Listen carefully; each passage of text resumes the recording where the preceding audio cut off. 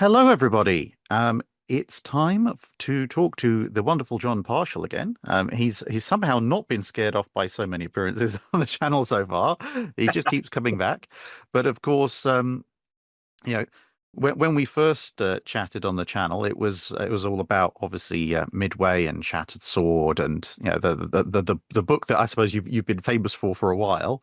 But now you've managed to come up with something that's even somehow larger and heavier. Yes, Um, yes.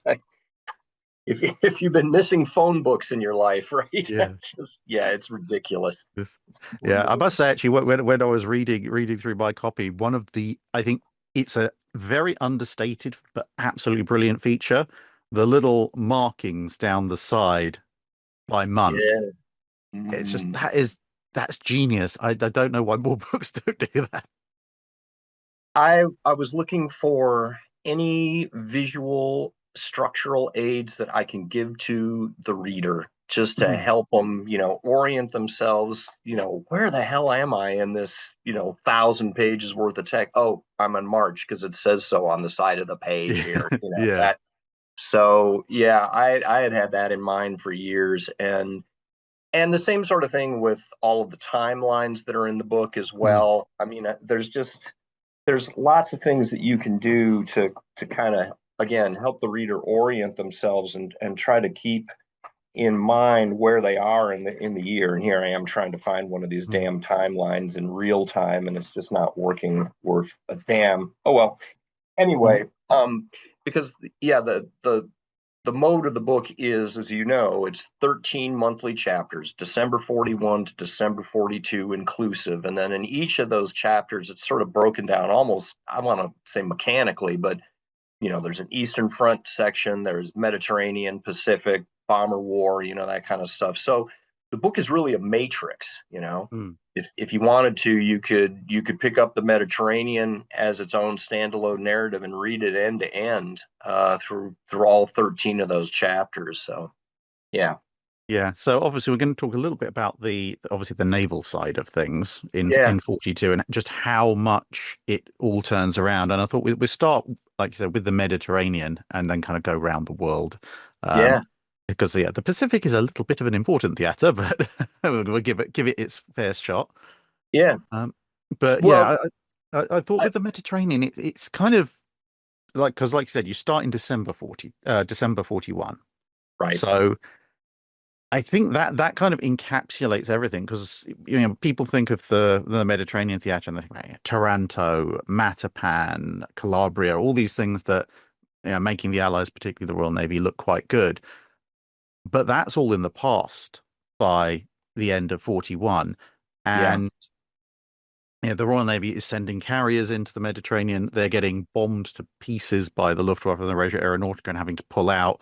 yep, And the attrition is running faster than the Royal Navy can feed carriers in, yeah, uh, which is leaving Admiral Cunningham in a bit of a bind. And then, of course, in December 41, the Italians show up in Alexandria and put big yeah, holes in Valiant and Queen Elizabeth, and yes, suddenly the single largest functioning ship in the Mediterranean fleet is a small light cruiser. yeah. No, that's right. That's right. I think that we as Americans tend to, we overfocus on the calamity that befalls us in Pearl Harbor, obviously. Mm. We lose five battleships there, two permanently, another three damaged. But one of the things I try to point out in the book is that the British are on a terrible run here. That Mm. the Ark Royal has been sunk off Gibraltar in November. Barham gets blown up off of Libya. And then, as you say, Valiant and Queen Elizabeth are bottomed on, in Alexandria Harbor. And then on the, 10th of December, of course, Prince of Wales and Repulse go glub, glub, glub. So, Yeah. if you tally up the math at that point, the British by now have lost five capital ships, and another pair are damaged. They've lost two aircraft carriers to this point, and both the Royal Navy and the Americans had 17 battleships to their name at the beginning of their respective conflicts. And by the time you get to December 10th, 1941, we have lost about a third of Allied capital ships in the world, you know. And Mm. if you're sitting in Washington and London and you're looking at that, it's like, you know, is this a blip on the radar, or is this the actual trend line? Because if this is the real trend line, holy crap, we got a big problem here, you know. Yeah, because you've then got the first and second battles of Sirte, kind of either side of Yep. Christmas, and that kind of encapsulates the whole position. Because whereas before you'd have slower, admittedly, Royal Navy battleships, but still showing up and shooting at the Regia Mariner. In those cases, it's poor old Admiral Vian with a scattering of not even full 10,000-ton light cruisers. You know, Yeah. these are the commerce protection cruisers, Yeah. and he's Diamond got class and that yeah. kind of stuff. Yeah. And then he's got Italian battle formations with heavy cruisers and battleships showing up, and it's something of a miracle that they don't just steamroll the Yeah. convoys that Vian's protecting. And then, of course, as the Mediterranean goes on through the year, you've got all sorts of convoy operations, that we've heard of. Like things like Harpoon. Huge effort is put into Harpoon. Very little gets through. Um, Vigorous, same Vigorous, thing. yeah, Vigorous kind of basically ends up failing. Smaller convoys as well are being blown up left, right, and center, either not getting through or only a very small amount getting through. And in the middle of all of that, of course, Cunningham himself is being pulled away from the Mediterranean to go and essentially be the liaison to try and bring the US Navy over to the position of, maybe they should focus a bit more on the Atlantic, because obviously, understandably, in the aftermath of Pearl Harbor, everybody wants to go to the Pacific and the Pacific Right. only, which Yeah. leads to some really, really funny kind of back and forths, because you kind of look at the late 41 and all the neutrality patrols, and there's a gradual shift of US assets. Like Yeah. Wasp is retained in the Atlantic, Yorktown gets transferred, the New Mexicos get transferred in 41, and the US Navy is kind of building up and extending its neutrality patrols, and then suddenly Pearl Harbor happens, and then everyone vanishes through the Panama Canal except Well, for poor old Ranger. no, but that's not quite correct, because Washington and Wasp, of course, are up in Mm, Scapa Flow, Flow, yeah. for months. They're up there until July, when the situation in the Pacific finally Mm, becomes critical enough that, yeah, we decide to move those units out. And I think too that there is a bad taste left in Admiral King's mouth in the aftermath of the PQ-17 disaster that also mm, happens in July. That, King is like, he's not a happy man when it comes to Dudley Pound at that point. There's yeah. bad blood there, and I think at that point King is just like, screw it. The Mm, Brits can take care of the Tirpitz. We out. I got bigger fish to fry out in Guadalcanal. Anyway, mm. but we've now segued completely out of the Mediterranean. Yeah. I think the Mediterranean is just a fascinating theater this year. And I think it's one that gets overlooked, I think, by American audiences in particular. But it's not only the fact that the Royal Navy is in deep doo doo, because up until that point, you'd had Force H at Gibraltar, you'd had the group at Alexandria, and it was typically built around two or three of these slower battleships, as you say, and maybe a Mm, carrier. And yeah, by the time we get to December and Valiant and Queen Elizabeth get bottomed on that harbor, as you say, we got nothing left. I mean, Force H kind of comes and goes, but the stuff that's in Egypt at this point is just rubbish. You've yeah. got, and not only that, but the naval forces that are on Malta, which are absolutely crucial to interdicting the supplies that the Italians are sending north and south. And that's another fascinating sort of Mm, dynamic of this theater, is that the Allied convoy routes to Malta run east-west, either from Alexandria or from Gibraltar, and the Italians are going north-south. So you've got this sort of intersectionality, if you will, right around Malta. Malta is just getting the crap kicked out of it. What is it, Force K that is based there, which mm, is a surface raiding force, gets basically done in December. They are coming down to try to interdict a convoy off of Tripoli and end up running into a minefield. The cruiser Neptune, which is one of those big, it's a county class light cruiser. She goes down, and there's only one survivor from that, for God's sake. mm, So Force K is wrecked. In March and April, the Luftwaffe opens up on Malta, and they make it so hairy in there that 10th submarine flotilla is forced to be submerged during the daylight. They're Mm. in the harbor in Malta, but they're on the bottom because the Luftwaffe is overhead. It's just, yeah, it's really scary times. And sort of the kind of flip too for the Italians is they are now being very successful in getting their supplies over to Libya, and that had not happened for a while. I mean, they had to commit heavy units to doing it. They're running Yeah. battleship boys down there, but yeah, it's a whole different game in the Mediterranean by the time you get to December of 41. Yeah, and they've patched up a lot of the damage that they'd suffered at Taranto, so Yeah. the Littorios are back online. And yeah, the most of the first half of 42, the Royal Navy's spending it pretty much on the back foot, just scrambling to keep supply lines open, and that's pretty much all they can hope to do. Just keep Yeah. enough supplies going in the hopes that in the future better times will come and they'll actually be able to get the supplies they need to go on the offensive. Because you mentioned the submarine flotilla, but you've got some of the bigger mine laying subs, kind of almost like Mhm. the Japanese will do at Guadalcanal, are running supplies into Malta, not because they can carry a huge amount, but because they're pretty much the only thing that can be guaranteed to get an amount in.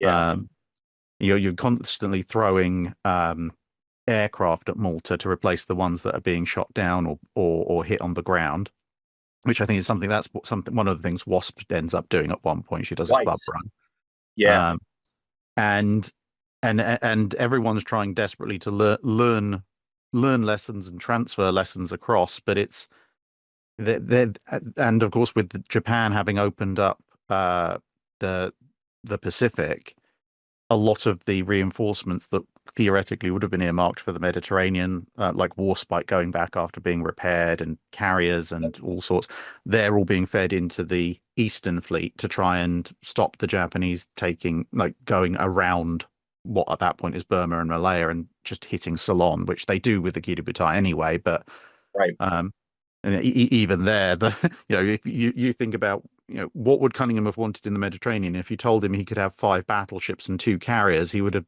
jumped down your throat.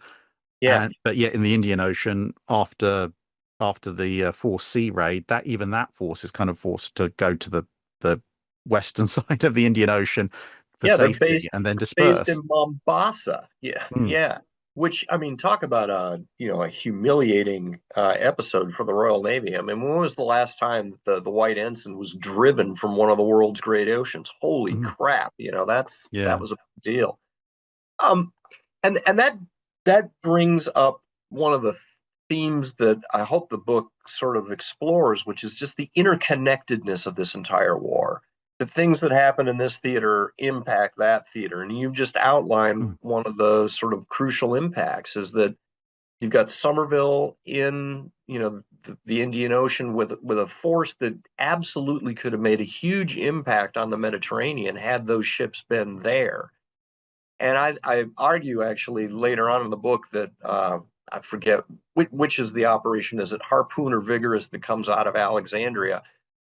yeah, vigorous. Everybody, it's Vigorous. Thank you.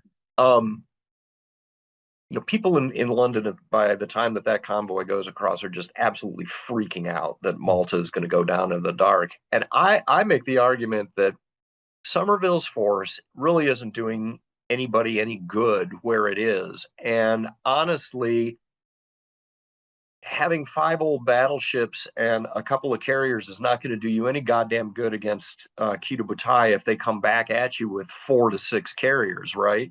mm, So you might as well have pulled all of those forces out of the Indian Ocean, sent them up from Mombasa into Alexandria, and said, "Screw it! This convoy is going through to Malta, and we're bringing all the beef, to make mm. sure that Yeah. happens." But Yeah, that's not especially the because decision. by mid-June, I mean, okay, Midway's only just been fought, but Yes.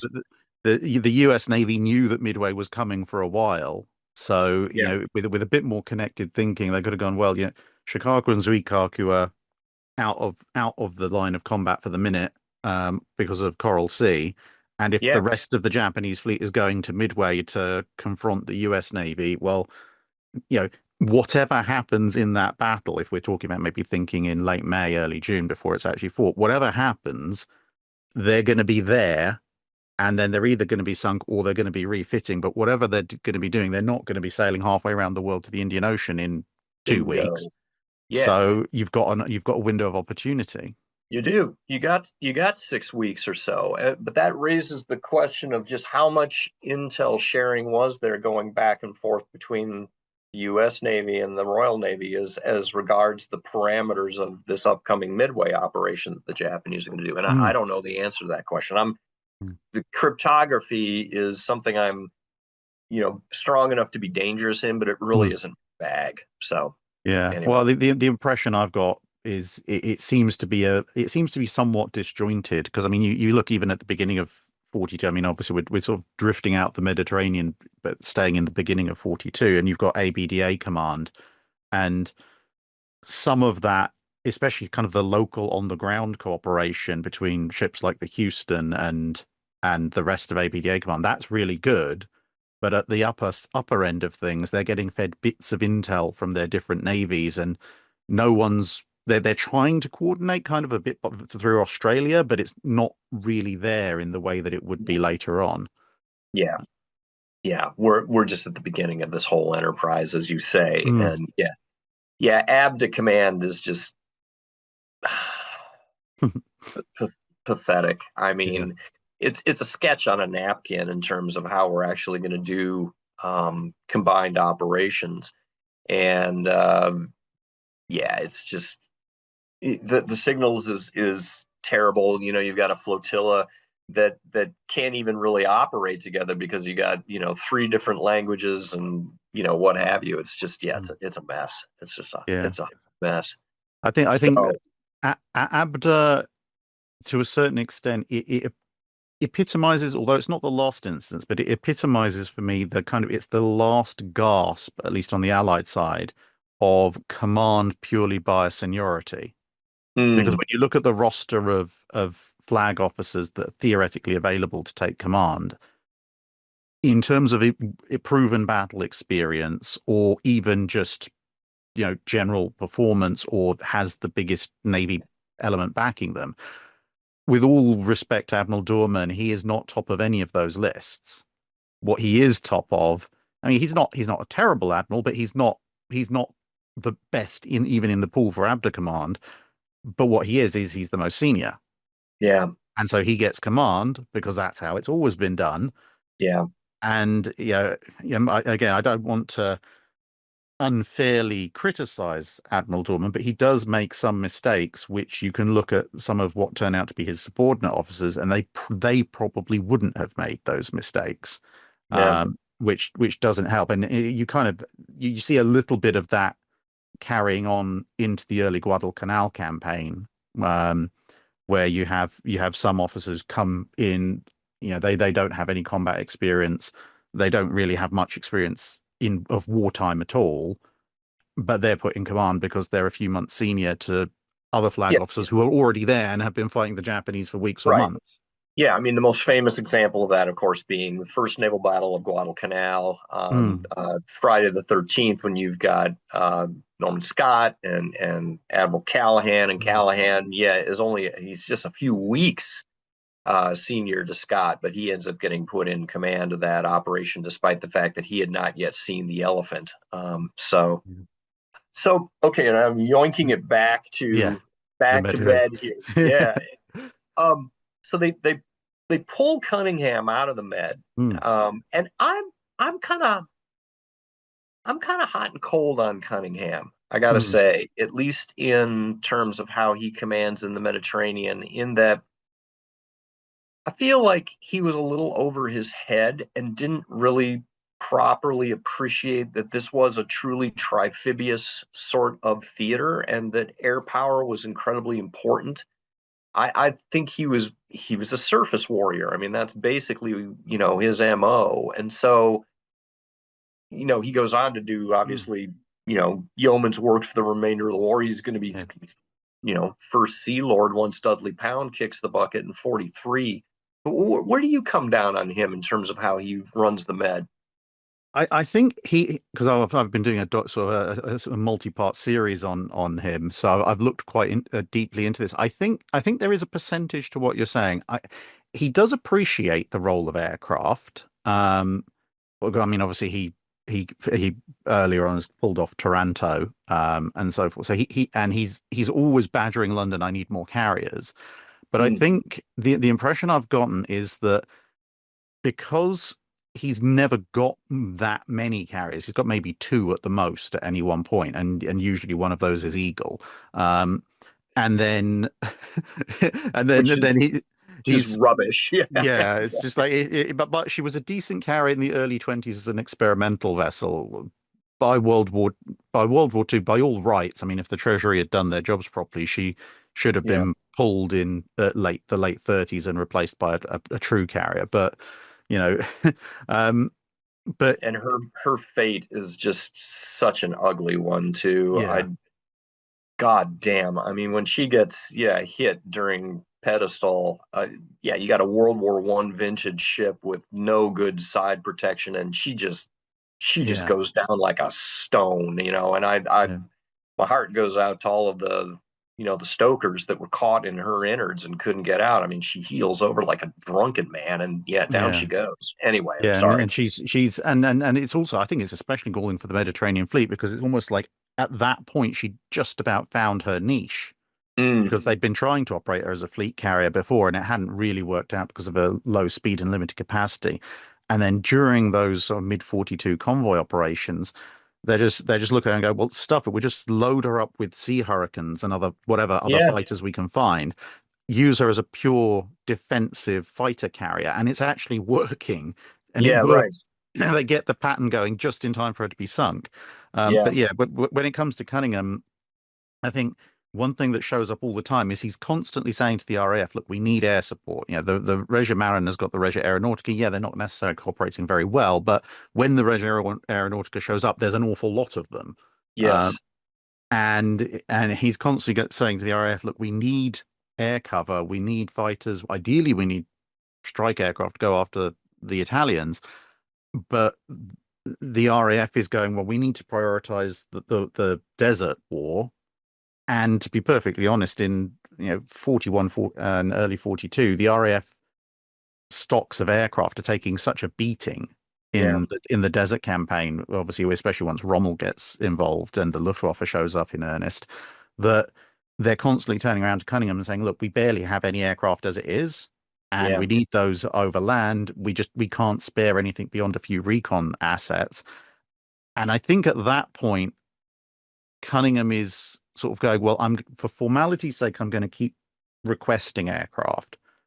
But I think at some point he kind of just I think it may be sort of late 41. He seems to just sort of assume that the RAF won't be there anymore. Mm, But he seems to take this position of, I've got a job to do. I need aircraft to do it. I can't have aircraft, so I'm going to try and do the job anyway. yeah, And then just after that, as I say, he's chasing for more carriers because those he can command. But outside of that, he's just assuming he's not going to have air cover. And right, then kind of like you say, he's running a surface campaign and just hoping that the anti-aircraft ammunition and the ability to dodge will keep enough of his ships alive. right, right. Well, and now I'm trying to remember. I don't know when Tedder takes over Mm, as RAF boss there. I mean, I have a tremendous amount of respect for Western Desert Air Force under Mary Conningham, and I think Tedder and Conningham are a really good team, and they do eventually develop a pretty robust maritime search and strike capability. I mm, mean, I make the argument that by the time you get to like August of 42, I think Air Command Egypt is like pretty much the best air force on the planet. I mean, they can do the whole panoply, everything except air supply. They're not, mm. transport is not in their kit Yeah, bag, but they're doing strategic bombing strikes against Benghazi and Tripoli. They're doing maritime search and strike, and they're hella good when it comes to air superiority and battlefield interdiction and all that kind of stuff. yeah, So I don't know enough about how the relationship between them and the Royal Navy actually worked in the latter part of that year Yeah. to anyway, just I think it's that kind of thing again, isn't it? Of in late 41, they're on the ropes. By mid 42, they're building up. They've got the experience, and now they're being able to throw right. enough aircraft to get ahead of attrition. Yes.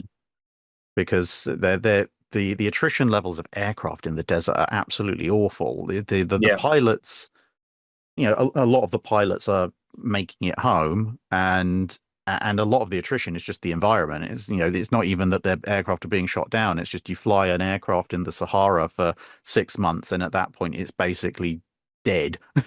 Right. Yeah. Even if it never took a bullet hit. The Um, sand and the grit and all that stuff, you just yeah. play hell on the engine. I mean, one of the things that the RAF got really good at was starting to set up all these little cottage industries in Egypt using local businessmen. You're going to be Mm, our propeller refurbishment dude. You're going to be our whatever, and that mm, that ends up paying enormous dividends right before the Alamein battles because, having been pushed back into Egypt, the RAF is now operating out of its core complex of concrete runway airfields, and they got all the maintenance stuff lined up, and, their sortie rate is really, really solid. Anyway, Cunningham gets yoinked out of there. They put mm. Harwood in. I think Harwood is basically a mediocrity. Is that fair? Where do you come down on him? Yeah, I mean he's obviously got his initial claim to fame with the Battle of River Plate. Yeah, Um but after that he gets almost benched. I mean he's put in a relatively important role on land, but any naval officer worth their salt in World War II is itching for a sea command, and the fact that he's then retained for the better part of 2 years in London, and as you say, he's then he's flown in to the Mediterranean because Cunningham's needed in the US. yeah, It's either somebody had decided he wasn't a particularly good naval officer outside of small ship actions, or possibly he just ticked someone off really, really badly. right, Um, but I think there's a yeah he's not the best Royal Navy admiral out there, certainly. right, And I think there's also a certain degree of, especially in the first sort of early to mid part of World War II, there's a certain tendency, I think, in the Royal Navy of, if an officer is in place and they're doing at least a passable job, because everything is so fragile, they tend to just leave them there. Um, right. because I mean, like when Cunningham's pulled out the Mediterranean, in terms of peacetime rotations of how long someone should be in command of the Mediterranean fleet, he's well past the time he should have handed over to someone else. But they've kind of gone, well, he's not losing the Mediterranean, and so let's not put an unknown quantity in there and Right. potentially screw it all up. And I Yeah. mean, it's similar to how Somerville ends up in command of Force H basically until he's dragged into the Indian Ocean, and then he's left Mm. there.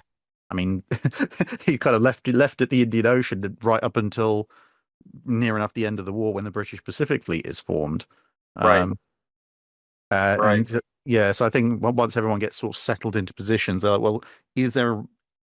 I think if you had someone, if Harwood had been a spectacularly good officer who could offer a lot of promise and shake things up, then they probably would have moved him in.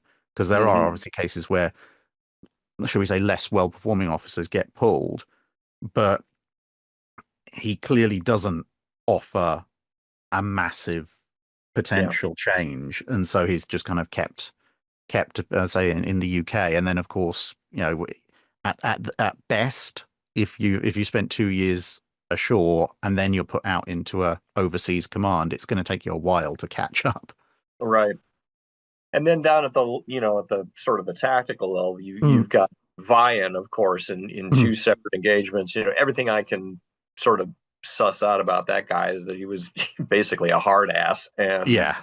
yeah, Oh yeah. Vian is just he's primarily been in destroyers, which means he's already slightly unhinged. right, um, and exactly. Yeah. his They're just his a different breed of cat, Yeah, his Yeah. entire his entire personality just seems to center around how can I attack someone.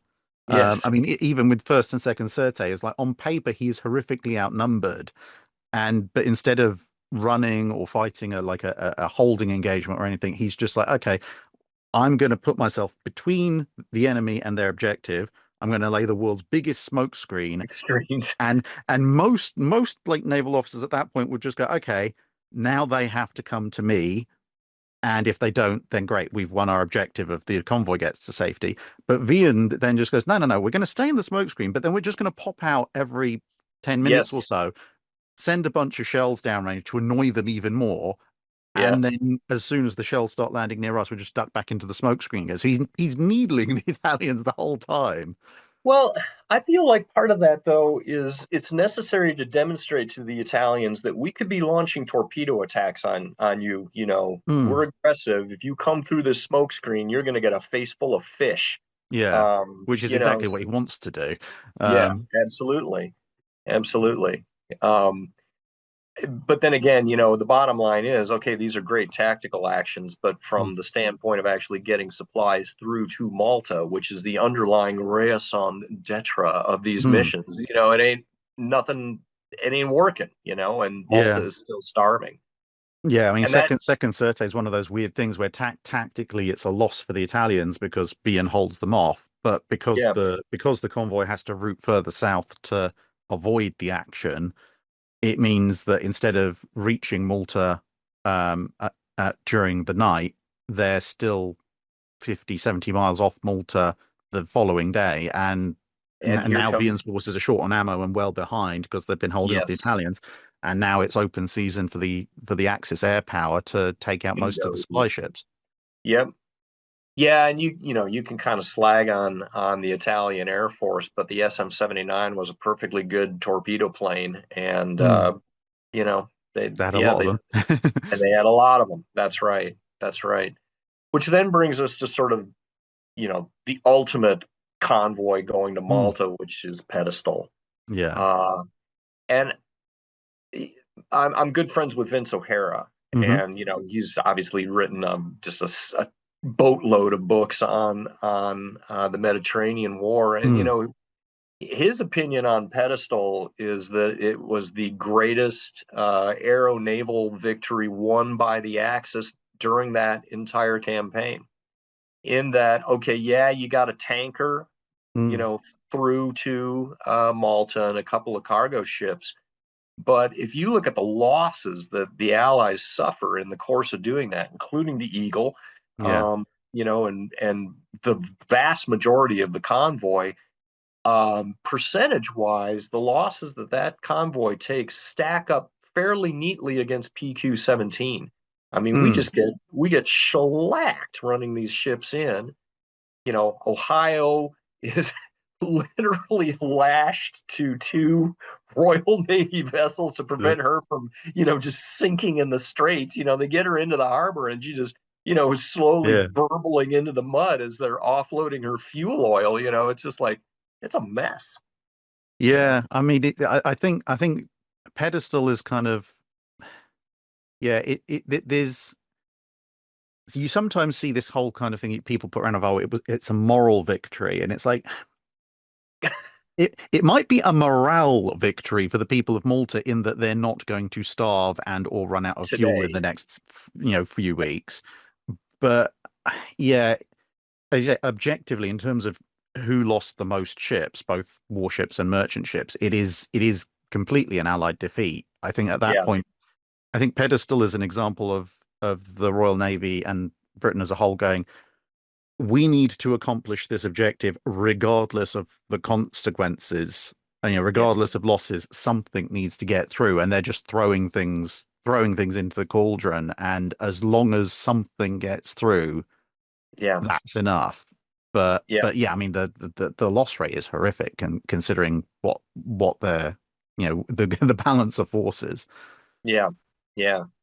And okay, so things are a hot mess up until about August or so in the Mm, Med, and then there's this transformation. I would argue one of the key parts of that, I think, is getting Keith Park into Malta as the air commander there, and he just completely revamps their fighter tactics.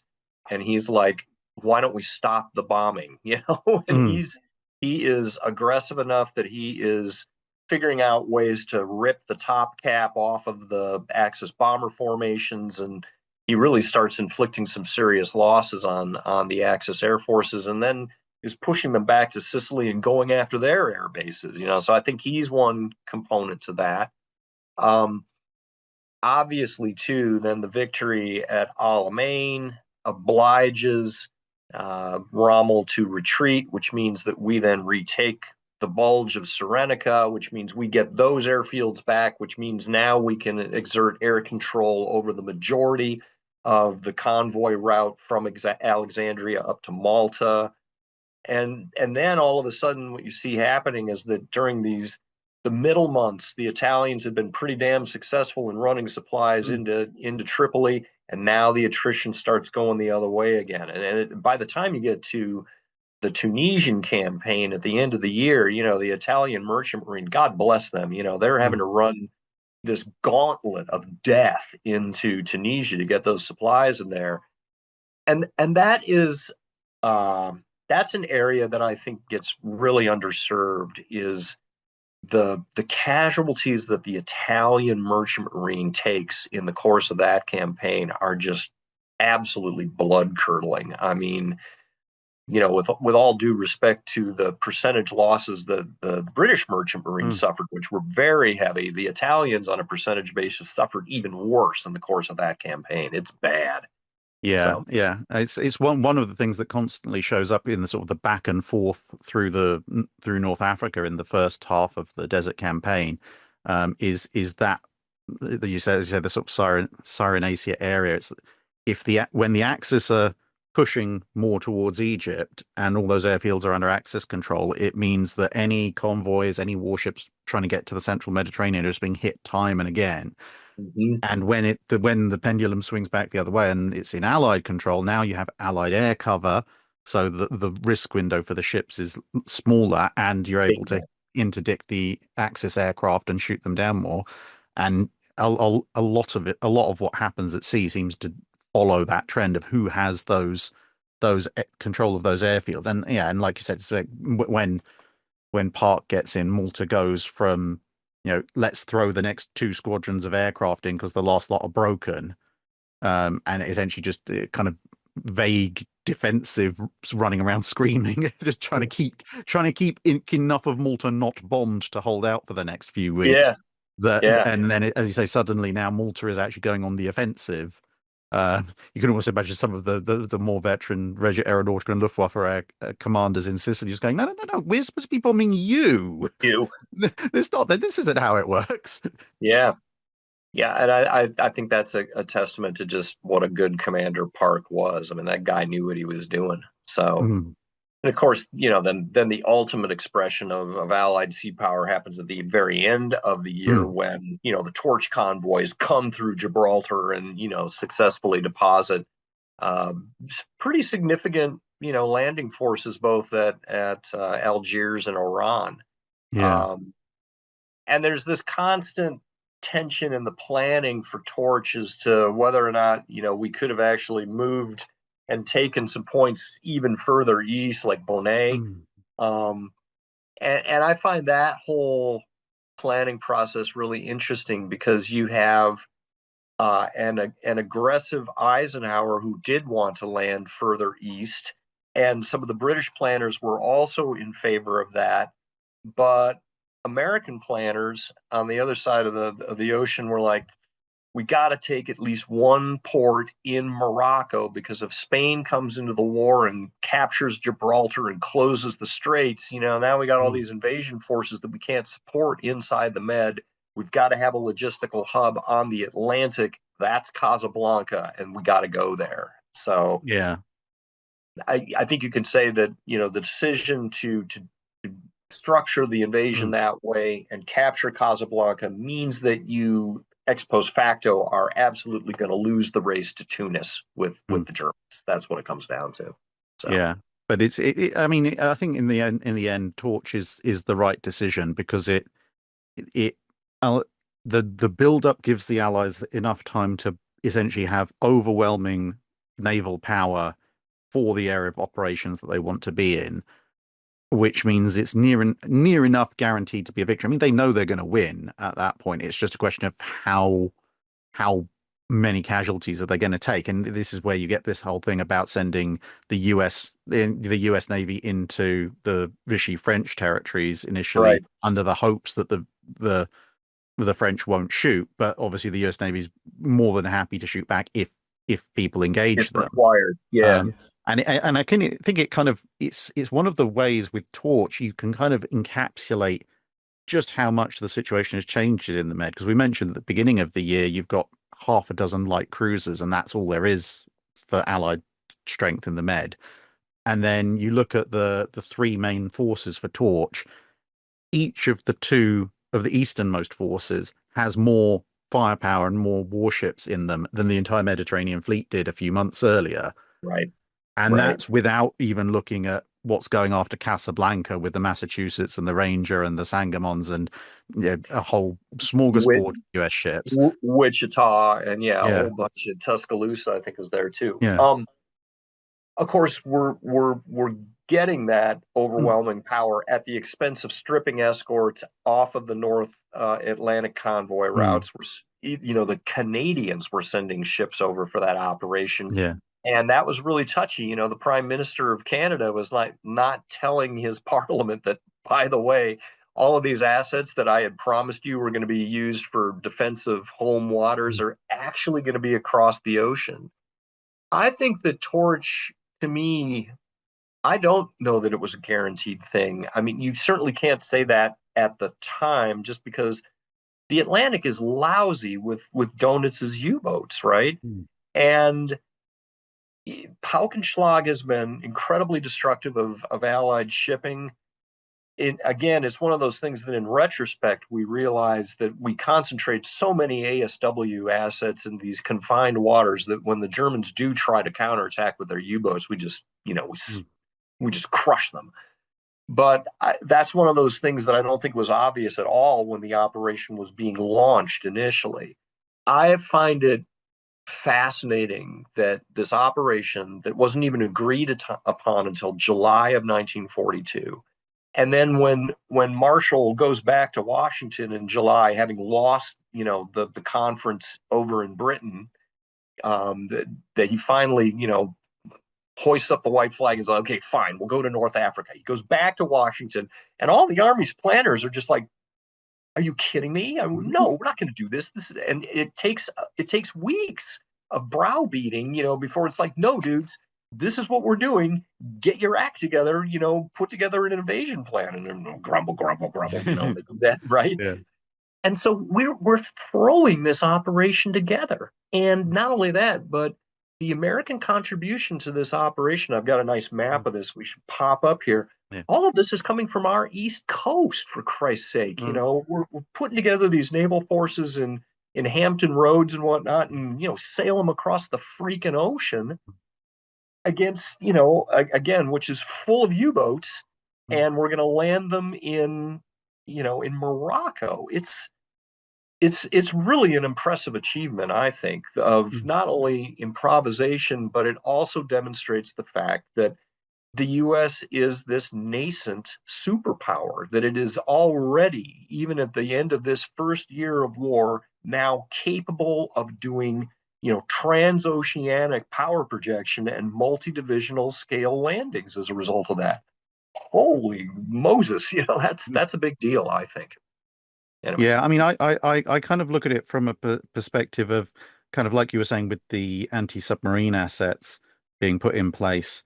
Um, there's, I think there's a thing of the Allies know, at least by the end of 42, they can achieve, if you like, local superiority. right, The question is to get the assets to do that, they do have to strip them from other theaters. And up until that point, it's kind of been trying to hold on everywhere. right. And then with Torch, I think that it's kind of everyone's kind of take a deep breath. Let's just hope these other areas hold out for a few weeks while we concentrate a lot of you pull assets from all these other places Yeah, because this objective is worth it.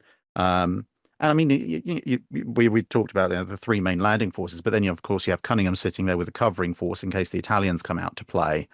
And right. it's for the first time you you've got the three landing forces, including Massachusetts and Ranger. They're doing the actual assault element, and then separate to that, you have this covering force, which for the first time in the Mediterranean can actually, on paper, just go straight up toe to toe with anything the Italians throw at them. There's enough ships and enough powerful ships there, Yeah, rather than even in the heyday of Calabria and everything, it was still a case of, well, yeah, we've got three or four older ships, obviously including Warspite. But if the Italians come full force, it's going to be a very close run thing. Whereas with the torch covering force, everyone's like, no, no, please come out. come We on want you out. to come out. This will be glorious. And the Italians Yeah, take right. one look at it, and they're just like, maybe not. We choose life. Yeah, we choose that, Eddie Izzard skit, cake Yeah. or death, Yeah. cake, please. Yes. Exactly. One of the points that Vince O'Hara makes too is that Mm, the naval battle of Casablanca is the biggest surface naval battle of the entire Atlantic during the Second World War. I mean, there's a hell mm, of a lot of French warships that are participating in that. But yeah, we have Massachusetts and a couple of heavy cruisers, and we just fire off ridiculous quantities of ammunition to win that battle. But that's kind of how the USN rolls, I guess I would say. yeah. To to your point about pulling assets away too, there was a whole series of convoy routes, of course, that run up the west coast of Africa, up to Gibraltar, and thence up to the UK. We shut that entire convoy system down for months in order to peel the escorts off of that. So ships coming around the Cape of Good Hope were then going across to Brazil and coming up the Mm, east coast of the Americas and getting funneled into the convoy system up the east coast of the U.S. to go across the Atlantic, because that whole African series of convoys was shut down because we needed the escorts for Torch. And that brings up a point too. I've got a friend, a guy named Gary G. Mara, who his argument would be that actually Torch is a disaster for Allied logistics, at least in terms of British imports, because during this whole time, the larder in the UK is getting barer and barer as the U-boats are doing their thing off the East Coast. And yeah, if you take an actual look at what British imports are like in the last two quarters of 1942, it's pretty scary stuff. I mean, a lot less petrol getting in there and a lot less food. So mm, it's I guess the overall thing I would take away is that Torch was perhaps more near run than we at 80 years removed give it credit for. That ex post facto, it was clear that the U-boat Wafa would not be able to interfere with that mm. operation. But from the perspective of a planner in Washington or London in, say, September, October of 42, I don't know. Yeah. Yeah, it could be dicey. Anyway, Yeah, fair enough. Yeah. So I mean that kind of that shows where we've gone from and to in the Mediterranean. yeah, I mean the Atlantic is its own thing, but there's a lot of shifts and changes. We kind of mentioned that a little bit, but I think the other major sea area of operations where there's a massive change is of course going to be the Pacific. sure. So I think maybe we move on to that. I mean, we mentioned ABDA command and that being a complete debacle. Yeah, Um, but catastrophe. I mean, we're talking about a situation where even if we're looking at it just mostly from the sort of the I guess the central Pacific area where the US Navy is primarily operating, you're starting out in an environment where they're still trying to figure out what's happened. The bits of Pearl Harbor are still on fire. Yeah. Um, they're briefly pulling the New Mexicos back out of the Atlantic to patrol the western U.S. coastline, not because the U.S. Navy thinks there's any serious chance of the Japanese fleet showing up there, but purely to reassure the inhabitants of the West Coast that Well, there isn't it's going to be a Japanese invasion. Yeah, and that and fuel constraints, Mm, honestly. There's a real shortage of tanker and oiler assets at the mm. beginning of the war. I don't know. You probably know Sal Yeah, yeah, Mercogliano, yeah, sure, yeah. right? He's a great guy. And he's really gone into the weeds on looking at what our actual transshipment capability was at the beginning Mm, of this war. And just getting the battleships the hell out of Pearl Harbor and back to the West mm. Coast is really important because we couldn't keep them fueled at that point in time. Yeah. Um, and particularly when we're trying to do things like extend power all the way down to the South Pacific and do carrier operations in the Coral Sea and that kind of stuff. At the beginning of the war, it really was a situation where if you lose just one of these fast oilers, as the Neosho was sunk during the Battle of Coral Sea, that in essence is the end of the battle. I mean, we Mm, can fight for another few days, but then we're going to have to get the hell out of Dodge because we have no way of, topping up these carrier forces until we can get another oiler all the way down from Hawaii to Noumea or wherever the hell it yeah. needs to go. It's really the logistical stuff that's kind of behind the scenes exercises this sort of inexorable, unseen influence over the carrier operations for the first 10 months of that year, I would Yeah. say. And it's very interesting to me the sort of because obviously a lot of people when they think of the Pacific campaign, they're thinking of the latter part of the Pacific campaign where the US Yeah, Navy is very dominant. But in the early portion of 42, they're doing these lightning raids with individual carriers, like you say, one carrier, one oiler, handful of escorts, run in, right. hit them with some aircraft, run away again before the Kitty Bataille shows up. Yeah, Um, and even Coral Sea. I mean, it's not that they're caught entirely flat-footed, but it is a sort of a case of suddenly they get this intel that there's going to be this invasion of Port Moresby, and you can kind of see the US planners going, okay, we need to stop this, but how? Because right. they're not they've got Yorktown. Yorktown's already in the area. Lexington's coming in at speed. But when I've looked through some of the sort of the archives of communications back and forth, you get almost get this undercurrent of they're going, if it comes to a fight, we'll fight. But we really, really, really, really hope the Japanese delay for like a week until until Enterprise and Hornet can come back from From the, the the Doolittle raid. from the Doolittle raid. Yeah. And they're really on edge about what how it's all going to go. And you even see that I think to a certain extent in the way that the battle develops. There's this massive recon efforts, and everyone's really keen when they hit Shoho. They think they've taken out a fleet carrier. Hmm. And then you have towards the end of that first day the sheer luck of Shikaku and Suikaku sending some of their best pilots out on almost a Hail Mary to where the heck are these carriers when they think they've because initially I think Neosho is a carrier, but then they're like, oh no, actually it's an oiler. Then Yeah. they get shot down, and the whole thing's very scrappy. And at the end of it, again, in some ways, it's like we were talking about in the Mediterranean. There's this on paper, the tactical victory technically goes to the Japanese because they've sunk a fleet carrier and damaged another, and they've lost a light carrier and had one of their fleet carriers damaged. But then from the wider strategic objective, the whole point of it was stop the Japanese getting to Port Moresby, and they've achieved that. Yes. Um, the fact that the way the Japanese carrier arm means that by inflicting the losses they have, you've actually technically knocked out both Shikaku and Zuikaku, That's right. That's even right. though anyone else could have sent Zuikaku out just with the new air group. Well, actually, maybe, but no. Okay, so Yeah, do okay. you know Michael Pigzik? Are you aware of him? Yes. Yeah, yeah. Okay, so he just came out with that new book on Coral Sea, right? Mm, I actually had an opportunity to meet him in Japan a few months ago. I had dinner mm, with him.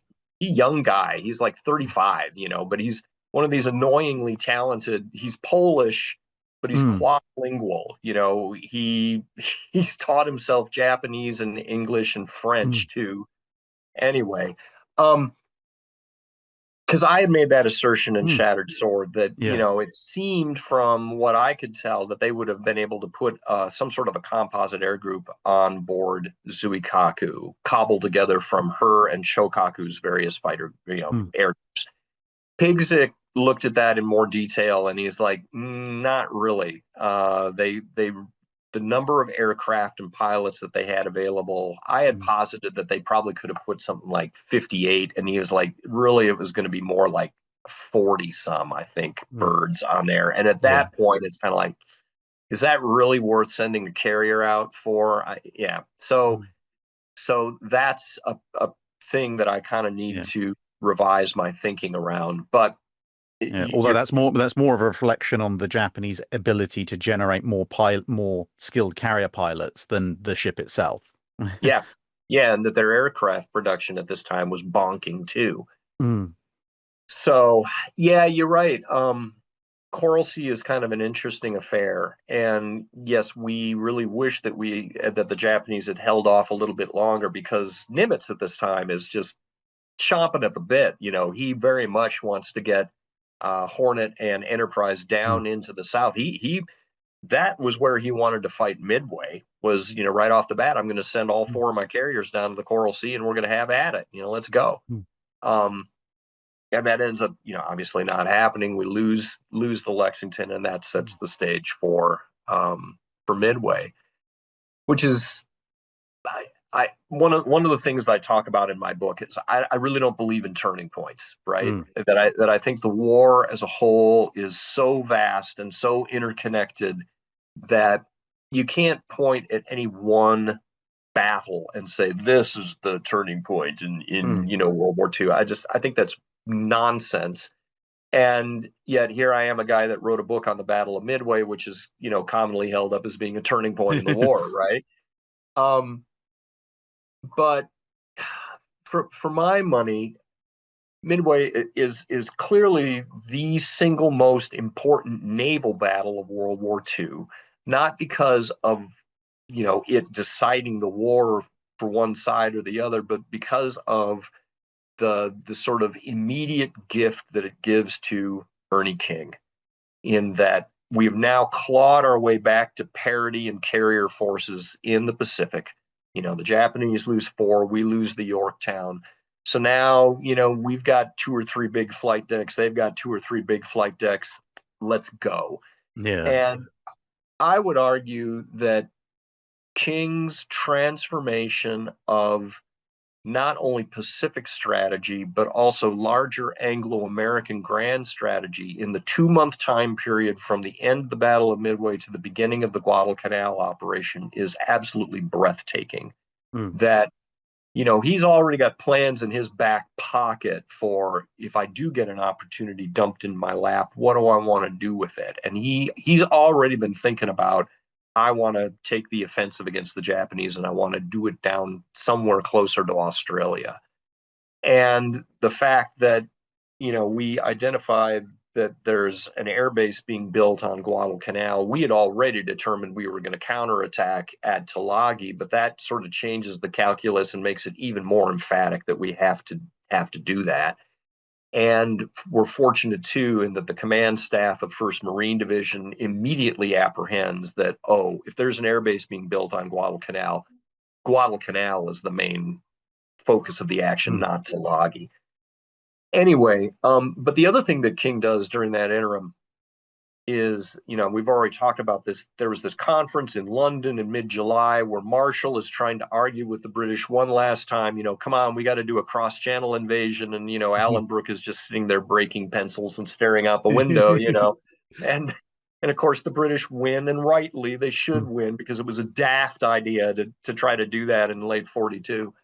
Um, but what ends up coming out of that meeting is, in the memorandum of surrender, if you will, there's this sort of clause down on the bottom of it that says, those 800 tactical aircraft that you were thinking of using, to support this invasion, well, you can use them wherever you want, Americans.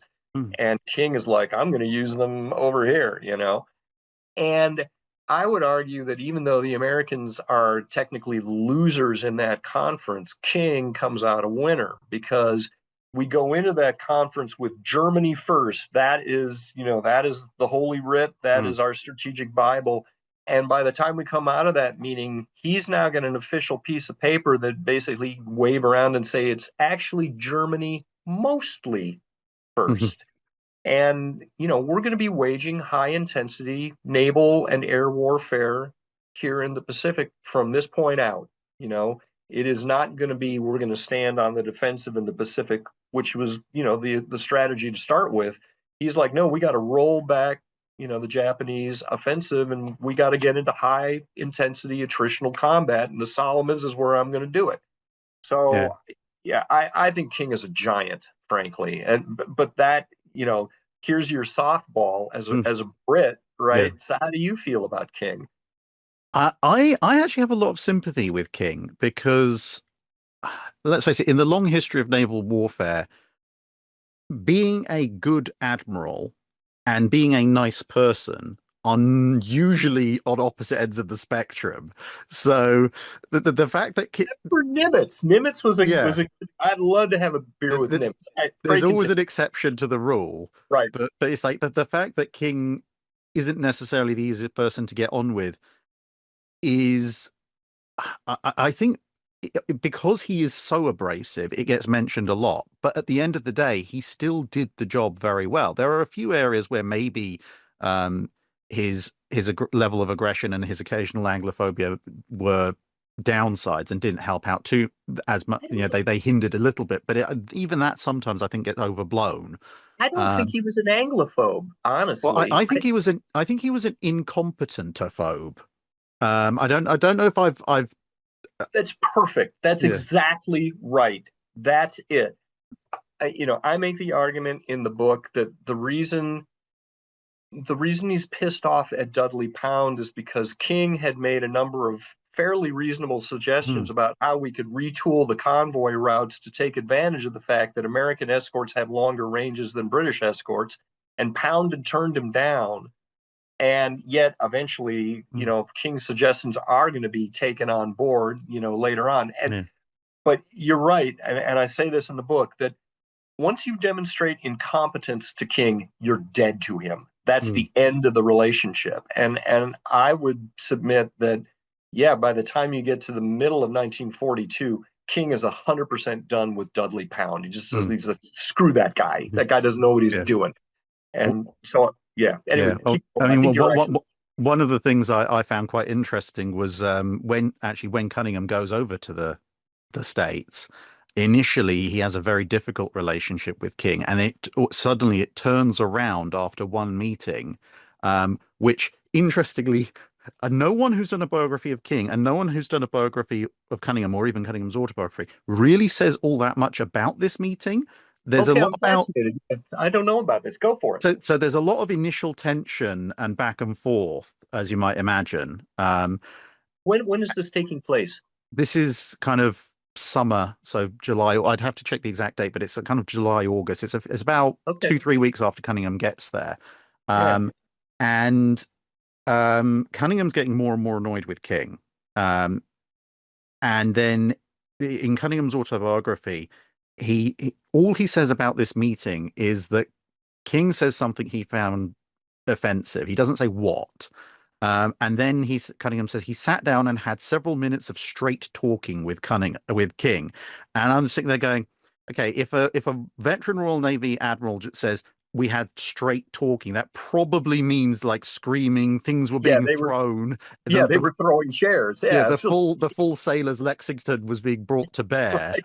Which we know Cunningham was able to employ. Yes, Yeah. go on. And then after that, it seems like that, but both sides are just like, okay, cool, we can actually we appreciate each other and we can get on with each other. Fascinating. Um, and I think that seems to be the trend of because of his experiences in the past with the Royal Navy in general and some officers in particular. King is kind of has his backup when he sees someone from the Royal Navy come in by default, and they have to prove themselves. But once they prove that they will stand there and fight their corner and do Yeah, so in a competent way, it's like there's suddenly a shift, an entire paradigm shift, and he's like, oh, I can work with this person. I think that's absolutely right on the money. And you see a parallel in that relationship with King and Nimitz. I Mm, mean, Nimitz gets out to Pearl Harbor. King looks at that guy. That dude is a paper pusher. He was the head of the freaking personnel department. So he's an mm, HR guy, and he calls him a fixer. Which mm. are not words of endearment from Ernest King.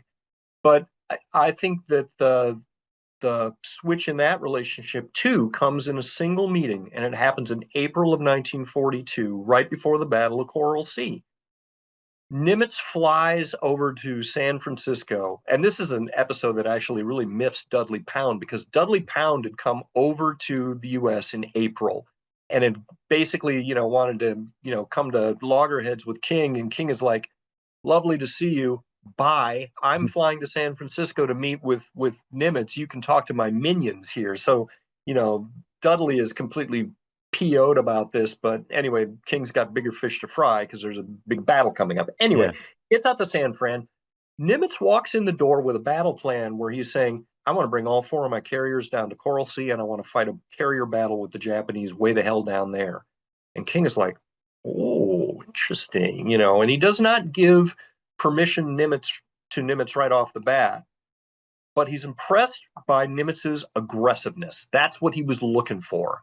Mm, And, so by the time Nimitz gets back to Hawaii, he already has a message waiting for him that, yeah, your plan has been approved here. Go for it.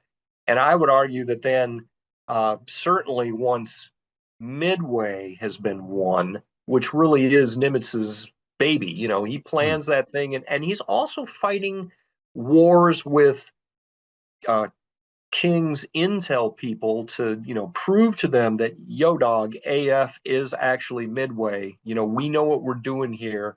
And so in the aftermath of that battle, Nimitz, having demonstrated competence and aggressiveness, which the latter being very important to King, King is like, okay, I've got the right guy. I'm going to let this guy do his thing. So I'm fascinated that there seems to have been some sort of a come to Jesus meeting between him and Cunningham, and that yeah. they're, yeah, Yeah. I mean, huh. I don't know. I don't know if I've told you before, but I think I've traced back King's issues with the Royal Navy all the way back to World War One.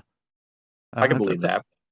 I know I've told this story on the channel a few times, and obviously feel free to stop me if I have told you this before. But basically, what I came across was an account of when King in the latter part of World War One, he heads over to the UK.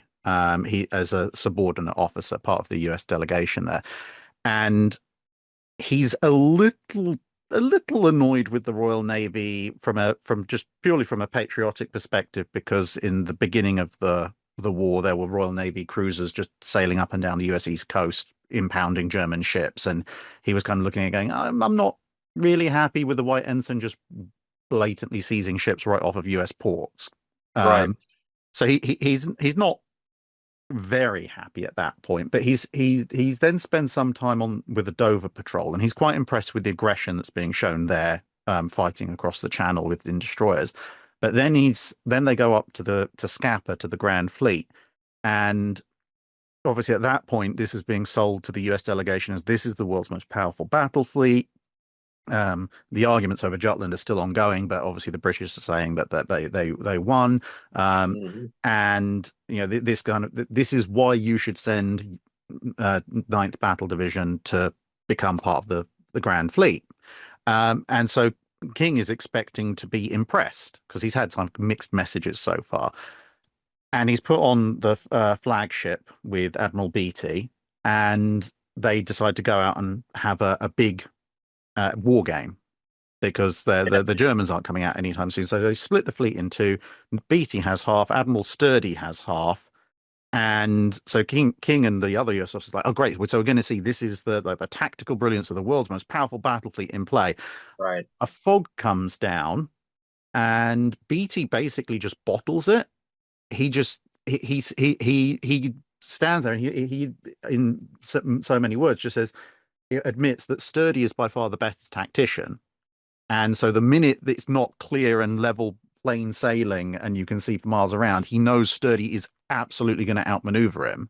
Hmm. Um, but then he doesn't do anything to try and counter that. He doesn't even try Right. to make an effort to get himself out of the situation. He just kind of falls into this fatalism of, well, everything, I'm going to lose now.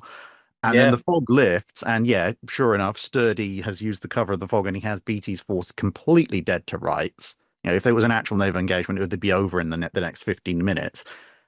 And then, having essentially moped himself into a trap, instead of doing a heroic last stand or trying something to at least make Sturdy pay for his victory, Beatty just uses his authority as commander of the ground fleet to cancel the entire exercise. Yeah. It's the naval equivalent of flipping the table, taking your ball, and going home. And Right. King is kind of looking at it going, this is supposed to be the best of the best. Right. And he's sitting there going, I could have done that better half asleep. And Yeah. it seems from then on, he kind of adopts this default view of, yeah, everyone says the Royal Navy flag officers are some of the best in the world, but from what I've seen, I wouldn't trust them further and I could throw them. And then Yeah. everyone has to then prove themselves to him subsequently. Right. No, that seems very on character for King. Mm, I love your, yeah, incompetentophobe. That is yeah. exactly what he is. I mean, he is a man of enormous raw intellect himself, and he Mm, works like a dog.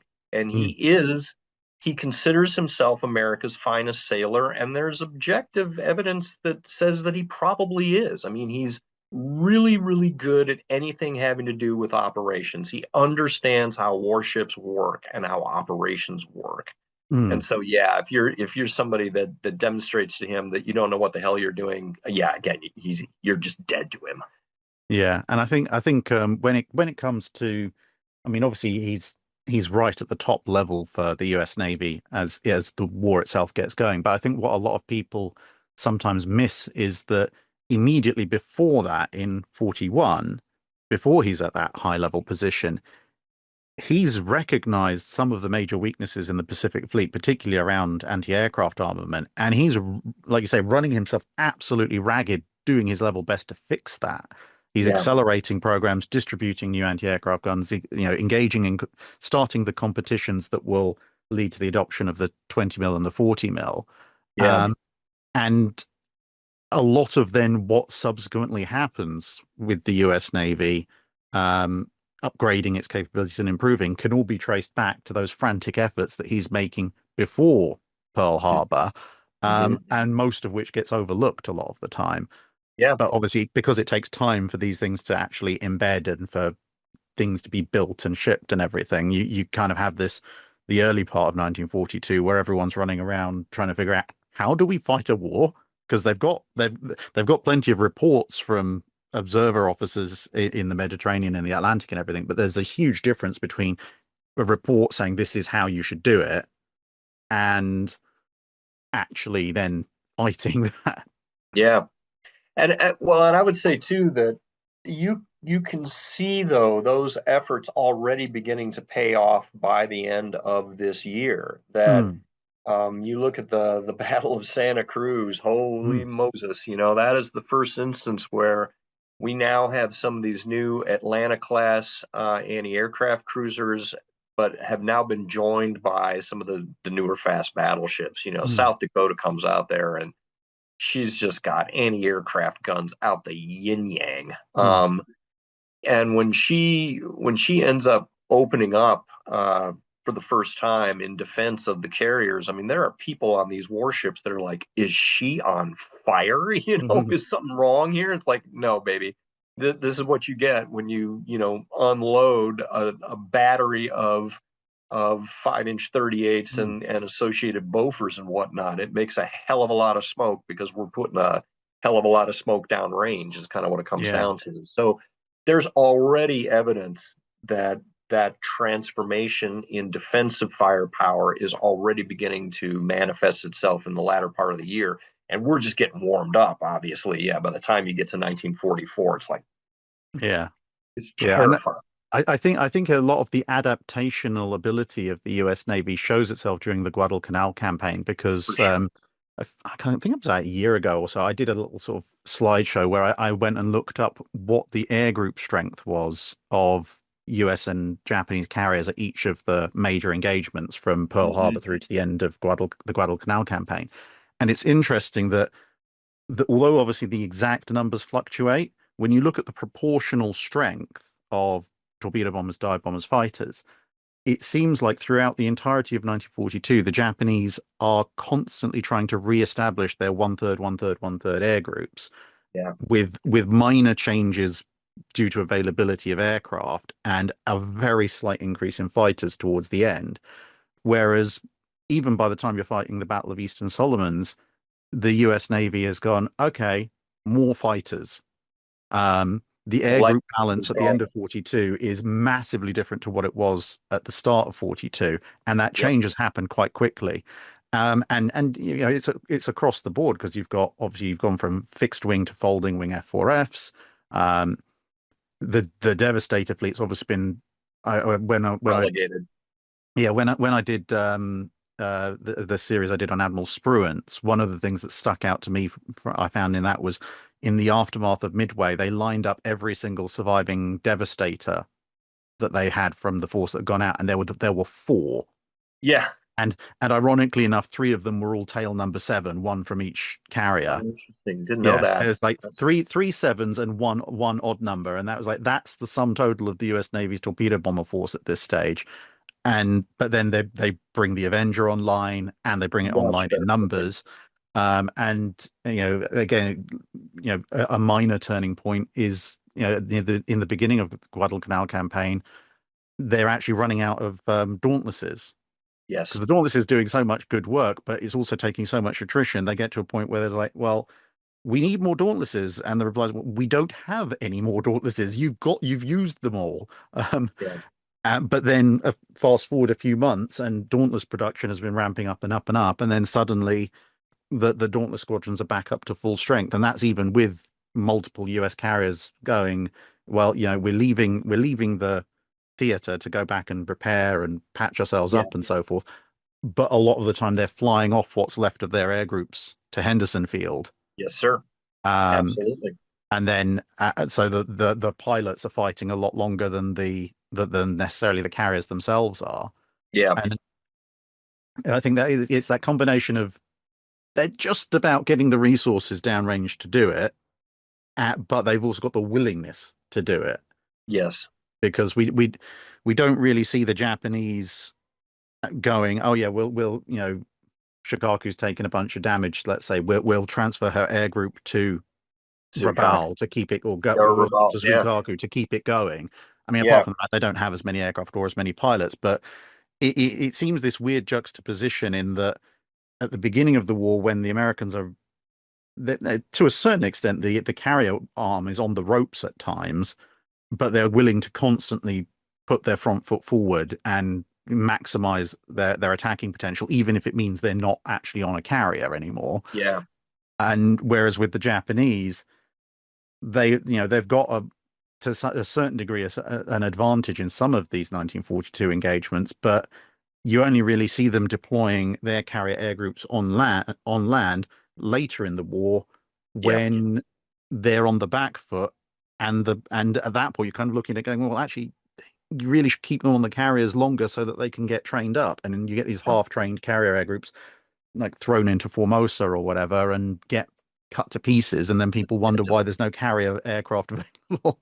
yeah.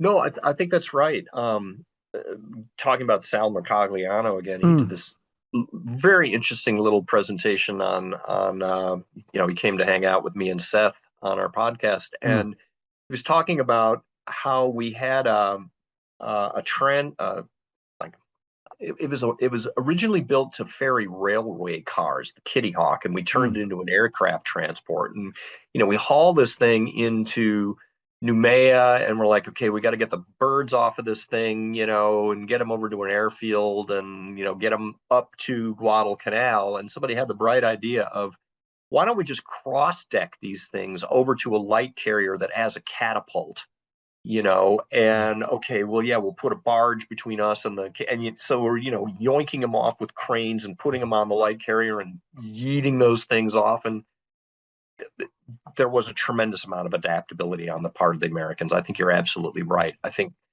the pressures of the war up until that point, there's nothing more clarifying than getting your butts kicked, right? And Mm, so the USN, I think at this point of the war is just adapting frantically. Um, one of the things I talk about in Shattered Sword is that the fuel officer on the Yorktown had watched Lexington burn to the waterline during Coral Sea as a result of an avgas fire. mm, And he was like, I don't want that happening to my carrier. Gee, what would happen if we put inert CO2 into our fuel lines? Might that be a good thing? And he talks to his damage control officer. The DCO is like, I don't know, Bernie, let's try mm, it. Actually, the fuel officer's name was Oscar Mayer, of all mm. crazy things, right? Anyway, so yeah, Oscar, go for it, baby. And fast forward a month, that has now become standard operating procedure on the Yorktown is to drain their fuel lines and put CO2 in it. That saves Yorktown's bacon, at least initially during the dive bomber attack that happens during Midway. She gets hit 3 times and probably would have burned to the waterline if they had not made that innovation in that intervening month's time.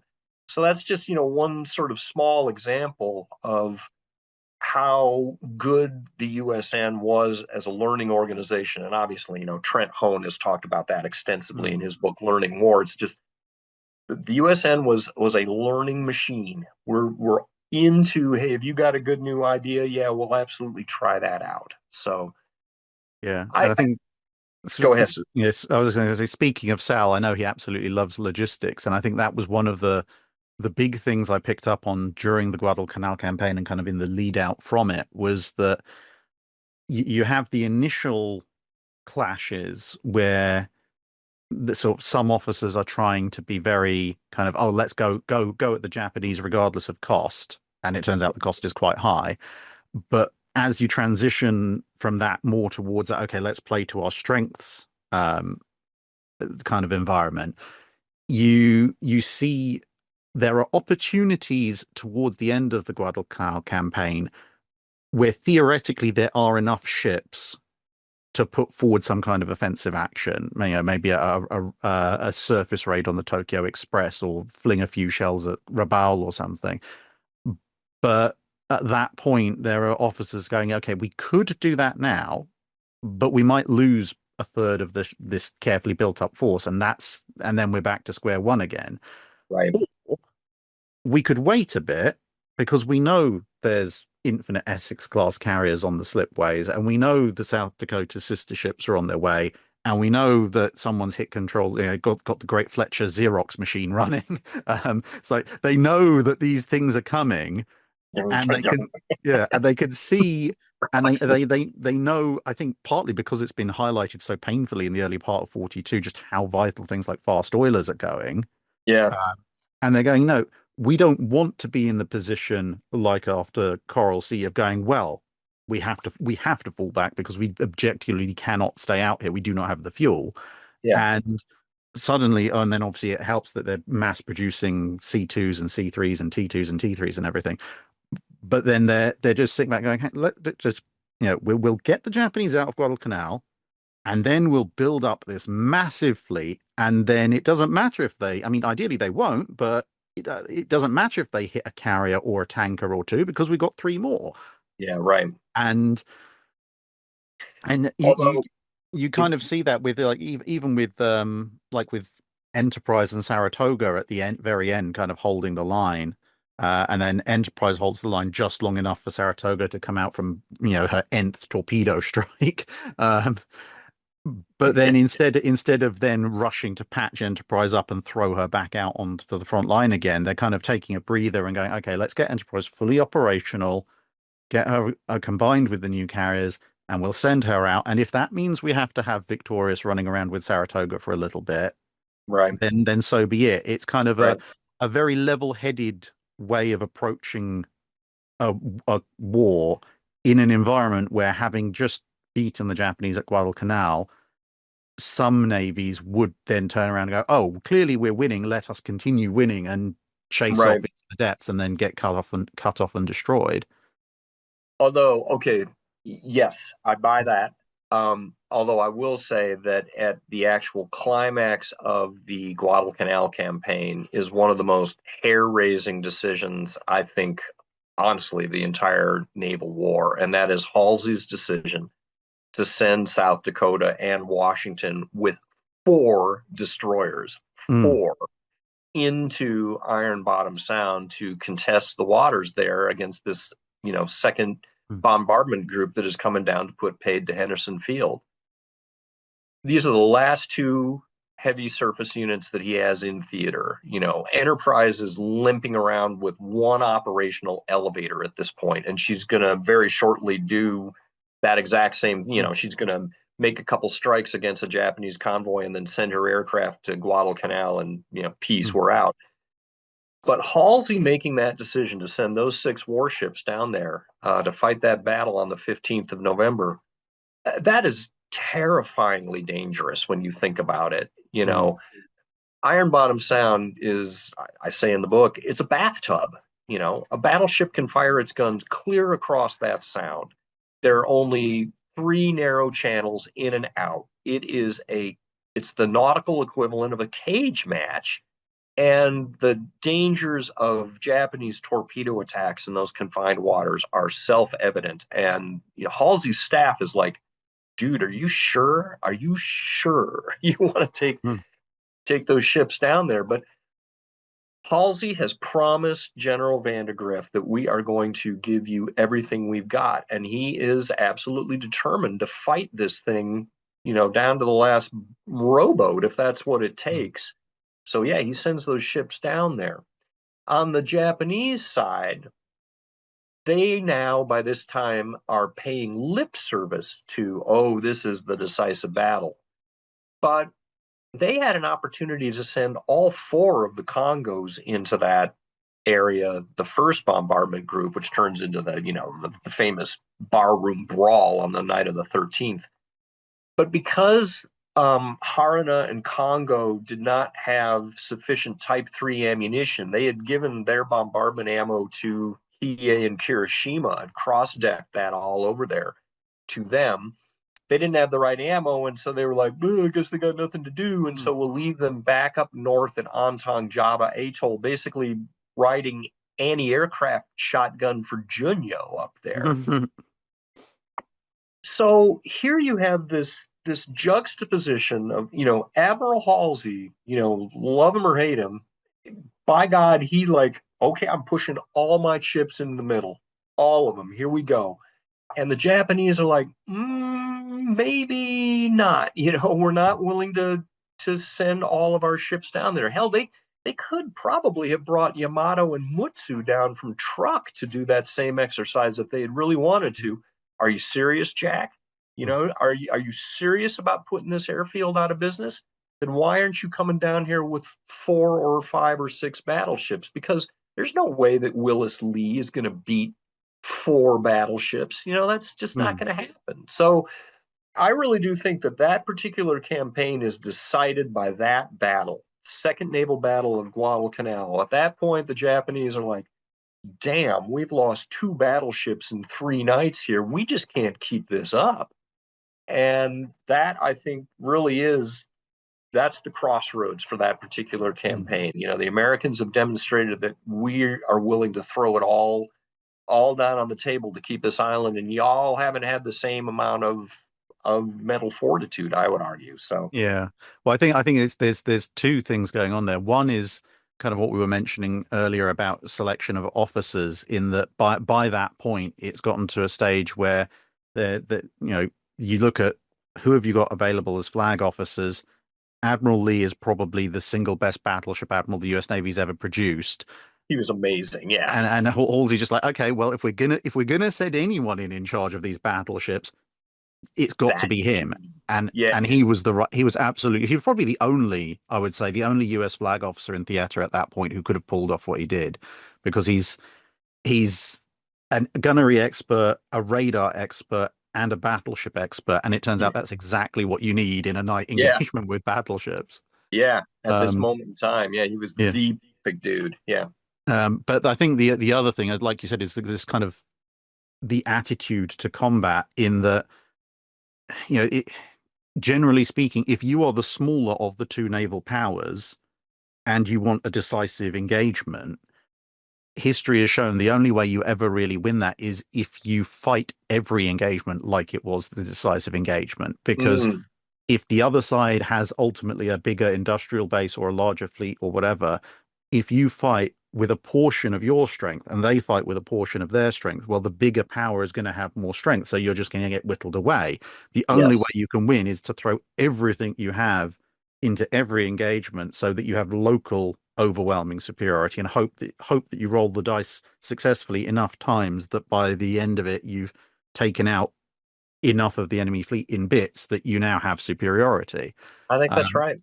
I mean, it kind of it almost worked for Carthage because they had the smaller industrial base than Rome. They knew the Romans could outbuild them in ships, but they kept their elite fleet together and they kept knocking down one Roman fleet after another. It's just for them, eventually they rolled a pair of snake eyes because the Romans just kept throwing more ships at them. Right. Um, but yeah, like you say with Guadalcanal, it's the US is going, this is what we've got, this is what we will commit. We know we've got the security of knowing we've got more stuff coming behind us, Sure. but that allows us to go all in um, with even what at the time are relatively limited forces. And like you say, the Japanese at that point they technically could bring more to bear, but they don't Absolutely. because they're constantly like, well, but this isn't the battle, so we need to keep stuff behind.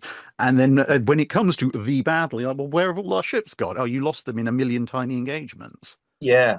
No, I think that's right. I think that I hate to say it. I don't like to typecast by nationality. That Mm, doesn't feel good to me. But mm, I do think that there is a certain rigidity of mindset on the part of the Imperial Navy that Guadalcanal just does not look or smell or feel like what the decisive battle is supposed to look like. In their eyes, Conti Kessin was always this big daylight, well, preceded by a mm, nighttime engagement, but somewhere out in the middle of the freaking ocean. It's a blue water engagement.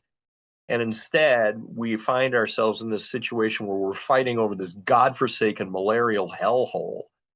But this, is really the locus of combat here. And Guadalcanal, by this point in time, by the time we get to November, much like Stalingrad, which is happening at exactly the same time, mm, the the intrinsic worth of that piece of real estate has been completely superseded by the emotional value of that real estate. It is now a matter of who is going to retain this chunk of ground and gain the moral ascendancy over the enemy. It's the symbolism that matters more than mm. anything else.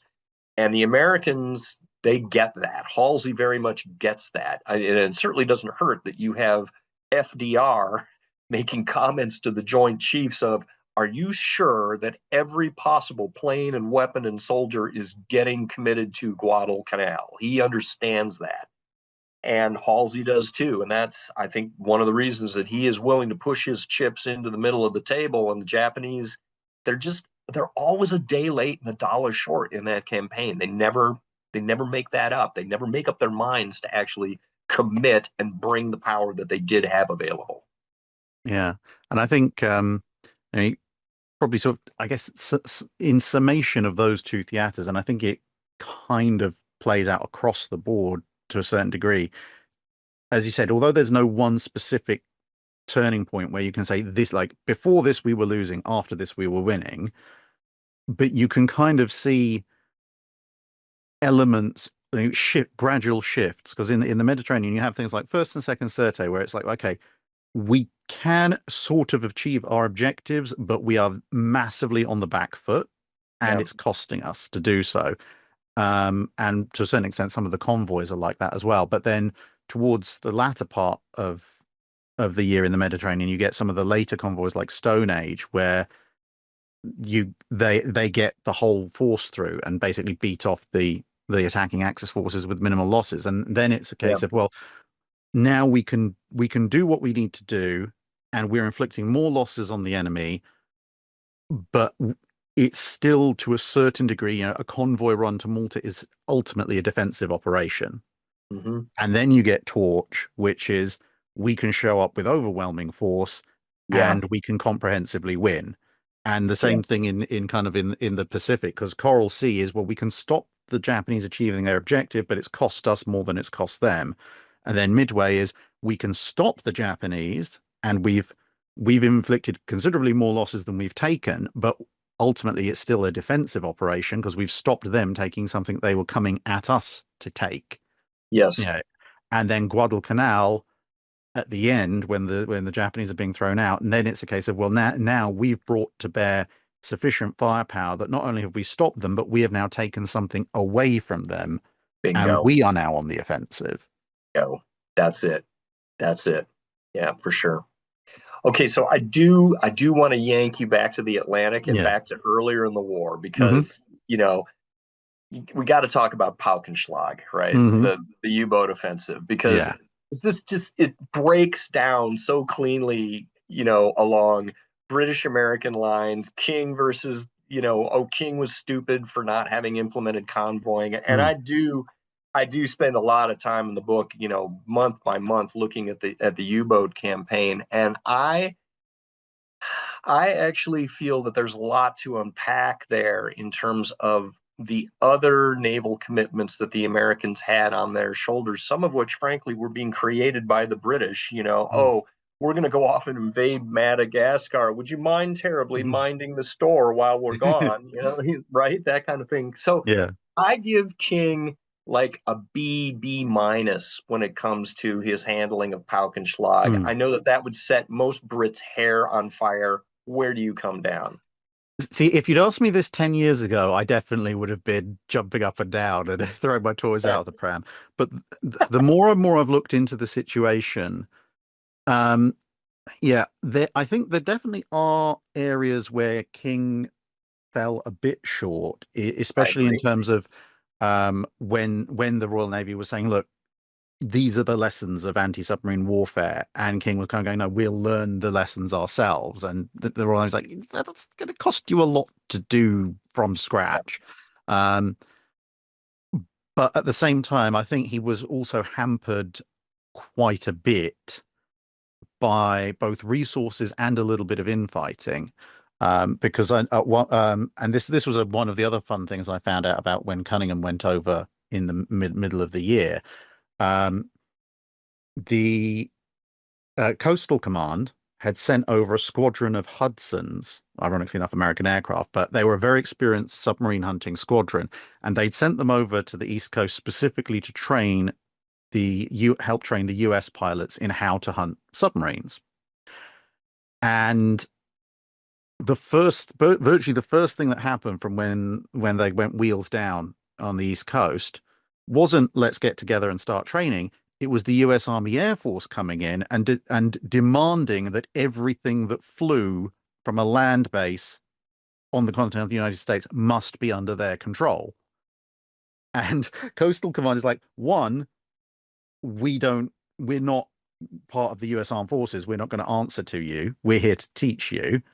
Yeah. And two, if we were going to answer to anyone, we'd be answering to the people we're actually training, which is the US Navy, because the Yes. Army Air Force doesn't have anti-submarine Right. patrol squadrons at this point. It's all US Navy Although patrol they squadrons. although they will They because will, but yeah. But yes. at this point, they're like, we came here to train the US Navy, not become like the 16th patrol unit of the USAAF. And there's this massive argument going on. And this is one of the things that wins Cunningham some favors with the US Navy because everyone turns to him and says, well, they're technically British aircraft. What's your opinion? And Cunningham was just like, well, he says, well, obviously, ideally, they should be doing their own thing. But if they're going to serve under anyone, it should be the Navy because this is a naval matter, not an Air Force matter. And suddenly all the US Navy's like, yay, suddenly we like him a lot more. um, Right. so you've got an element of that. So King's being hampered by essentially at that point the army trying to muscle in on his territory when there's Yeah. U-boats off the coast. And ultimately, at the end of the day, the US doesn't have an anti-submarine escort force of any great size at this point. They've got Yeah. destroyers who have some ASW training, but they don't have the frigates, the corvettes, then later the destroyer escorts. And I think if there's one lesson that any convoy warfare has shown, whether it be medieval warfare, Age of Sail warfare, World War One, whatever, or even some of the early convoy battles in World War Two, a convoy is great as long as you can protect it. And I think this was one of the arguments that why Jellicoe resisted convoys for so long in World War One. As long as you can protect it, a convoy is the best way of safeguarding trade. If you can't give adequate protection for a convoy, you're making a giant XP pinata for the enemy. And that was King's point Hmm. exactly. And that's what he's getting told, by Royal Ingersoll, Hmm. who is, the head of the Atlantic Fleet in that neck of the woods. It's just like, yeah, we can put together convoys, but if they have no protection and the wolves get in amongst them, it's just yeah, It's the fox in end. the hen house. Yeah, Yeah. it's harrowing. Um, I mean, it turns out actually that even lightly or unescorted convoys, from the standpoint of submarine sighting opportunities, Hmm. it's actually almost as easy to miss an entire convoy as it is to miss one ship. And the beautiful part about a convoy is that it's a gigantic pulse of shipping. And Hmm. so, there are far fewer of these potential sighting opportunities for submarines if you aggregate your ships together. Yeah. But You're running a um, massive risk at that point. yeah, and that was King's point. Hmm. One of the other things that King is irritated by is that he had been advocating before the war, as part of the Two Ocean Navy Bill, he wanted to be laying down keels for anti submarine warfare ships, and he was overruled in that by none other than FDR. FDR was like, oh, we can just, throw together these little sub chasers, when we need them. Hmm. And so famously at the beginning of the war, there's this 60 ships in 60 days program where we're going to throw a bunch of these, I hate to say it, they're rubbish, sub chasers, and they get delayed. It turns out the commercial yards are like, oh, actually building a little warship is actually a lot harder than we thought it was going to be. And not only that, but once the crisis on the eastern seaboard is mastered, now the battle is going to move back up into the Atlantic shipping lanes. And I'm here to tell you that a 173-foot subchaser in the North Atlantic is not a happy prospect. No. You need a bigger ship. You need even the Flower class corvettes that the British were using and the Canadians. That's a 205-foot ship, and that was pretty tough Pushing it. duty. Yeah. It Yeah. pushing it.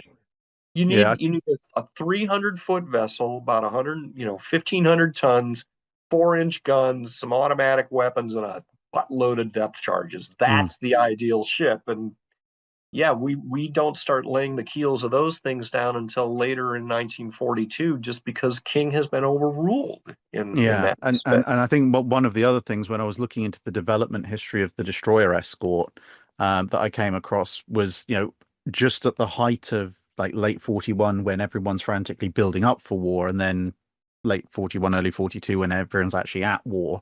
And King is obviously understandably somewhat distracted by everything that's Right. going on. Um, there's this ongoing discussion in the U.S. Navy, sort of between the Bureau of Ships and all of this, over what should we have as an anti-submarine escort. And there's this awful fight between a smaller faction of officers who are saying essentially we should have something, we can afford to have something in the low 20s of knots that essentially exists as a floating depth charge platform, which is Right. what the destroyer escorts eventually will end up becoming.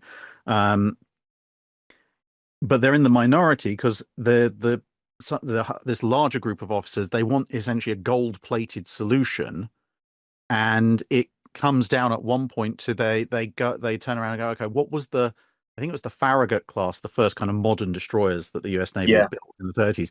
They'd essentially gone, okay, well, what if we took the Farragut class hull and we just took off a few of the guns and put some depth charges on, because then we've essentially just got a destroyer that's slightly more emphasis towards anti-submarine warfare. And the other officer, the smaller group, are going, well, one, that's going to be far less effective than something that's a bit more purpose designed. And For two, sure. destroyers aren't as expensive as battleships, but they're still quite expensive, and we don't Yes. need to charge around at 35 knots after a submarine.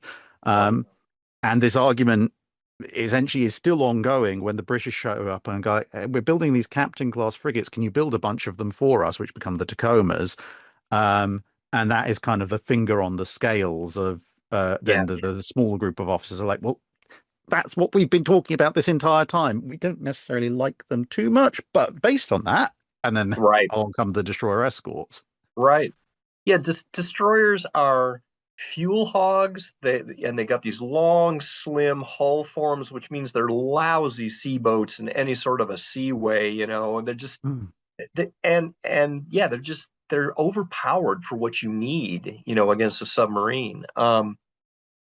Two other points mm, about King and convoying. The first would be that one of the things that he is getting pressure from the British is we need more American troops in Great Britain. And so King is like, right, we'll start running troop convoys over there, but I'm here to tell you that those convoys are going to be, escorted within an inch of their life, because he makes a very deliberate calculation that I can afford a steady dribble of, 20 merchant mariners drowned here and there, on an ongoing basis. I cannot suffer the PR damage that would come along with a regiment of American boys being drowned at a stroke on a sunken troop ship. And so when we send those troop convoys over, man, they got 8 or 10 destroyers. They often have one of the older battleships like the New York or the Texas going across with them, mm. because if Gneisenau or Scharnhorst wants to show up, it's like, okay, I'm old and slow, but I got 14-inch guns, boy. You want to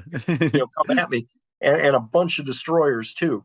So all of those obligations are chewing up American anti-submarine warfare assets that might have been used off the eastern seaboard. And actually, King gets enraged by he initially those troop convoys are handing off their escort to the British once they get halfway across the pond, and the Brits are sending out like a couple of sloops or some damn thing to bring these things in. King is like, no, Jack, that's not going to get it done.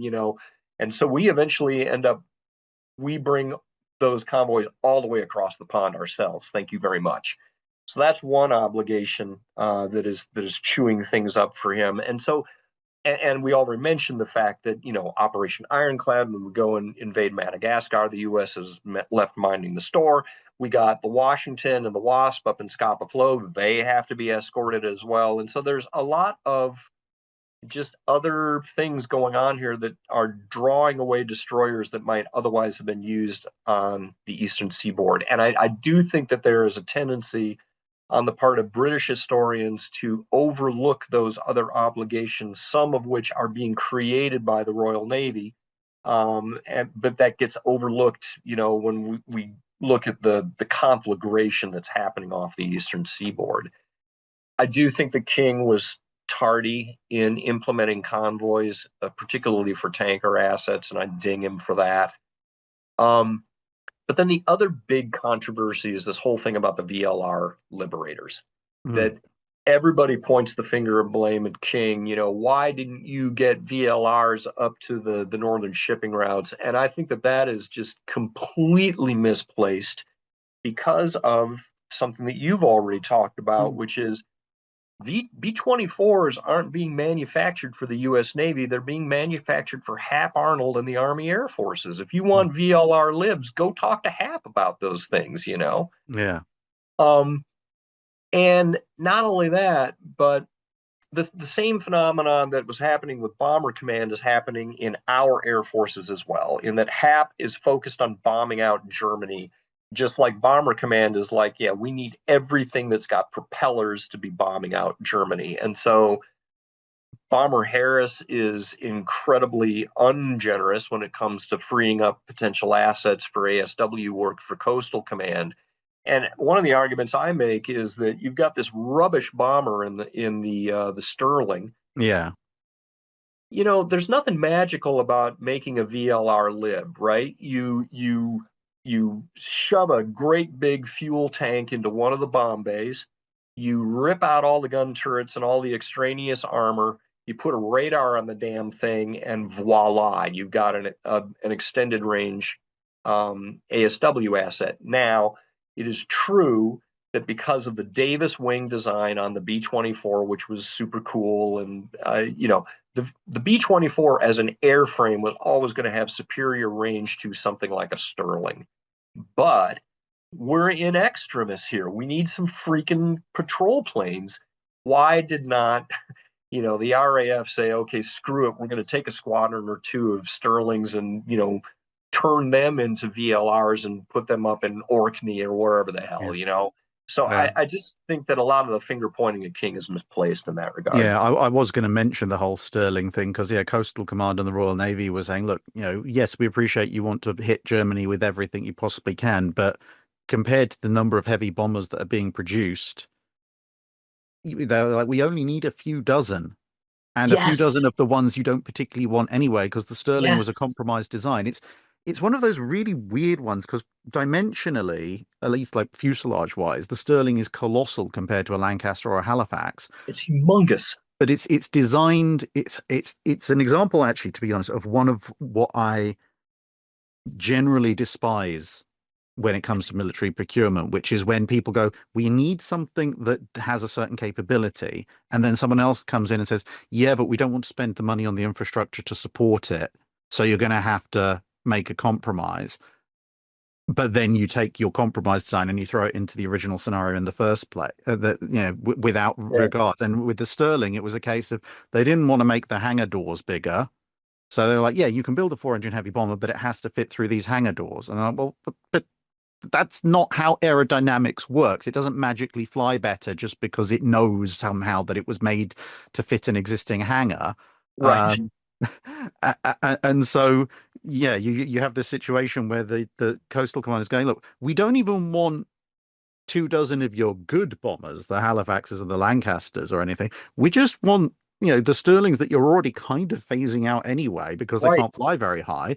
Yeah, it's got a And we'll, ceiling of like 11,000 feet or yeah, some damn thing. I mean, we'll just put some fuel tanks instead of some of the bombs, and then we've got some nice long range patrol aircraft. But the RF's like, no, no, no, no, this is ours, and we're not letting yeah, you have it. And yeah, so it's not a King specific thing. It's an inter-service thing generally.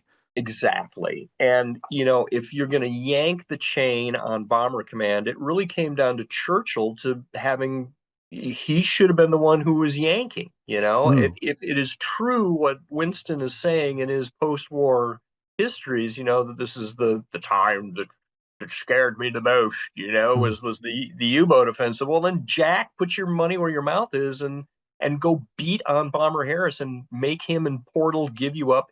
As you say, it's just a couple of squadrons, for God's mm. sake, of this old rubbish plane that, yeah, no one in their right mind would be flying over the Ruhr anyway, because the lifespan of a Sterling in Bomber Command was 11 sorties. 11.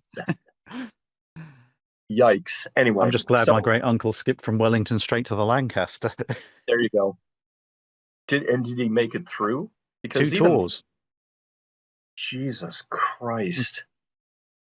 yeah. Okay, so that's one thing I actually do talk about in the book a fair Mm, amount, is I go into great detail on the attrition rates in Bomber Command. And that is, again, for an American, I think we as Americans have this sort of perception, particularly in the aftermath of the Masters of the Air mm, series, that, oh my God, flying in 8th Air Force was the most dangerous military mm, duty ever. And it's like, dude, sortie for sortie, it was 3 times worse to be flying in Bomber Command than it was in 8th Air Force. I'm here to tell you, I mm. have just a tremendous amount of respect for the men of Bomber Command, and it's such an interesting unit too, because it is the whole of the Commonwealth. I mean, you've got Canadians and New Zealanders and Aussies and just Poles. It's a Yeah. really interesting polyglot outfit, but my God, the price that they paid and the odds against personal survival. 2 tours he Mm. flew.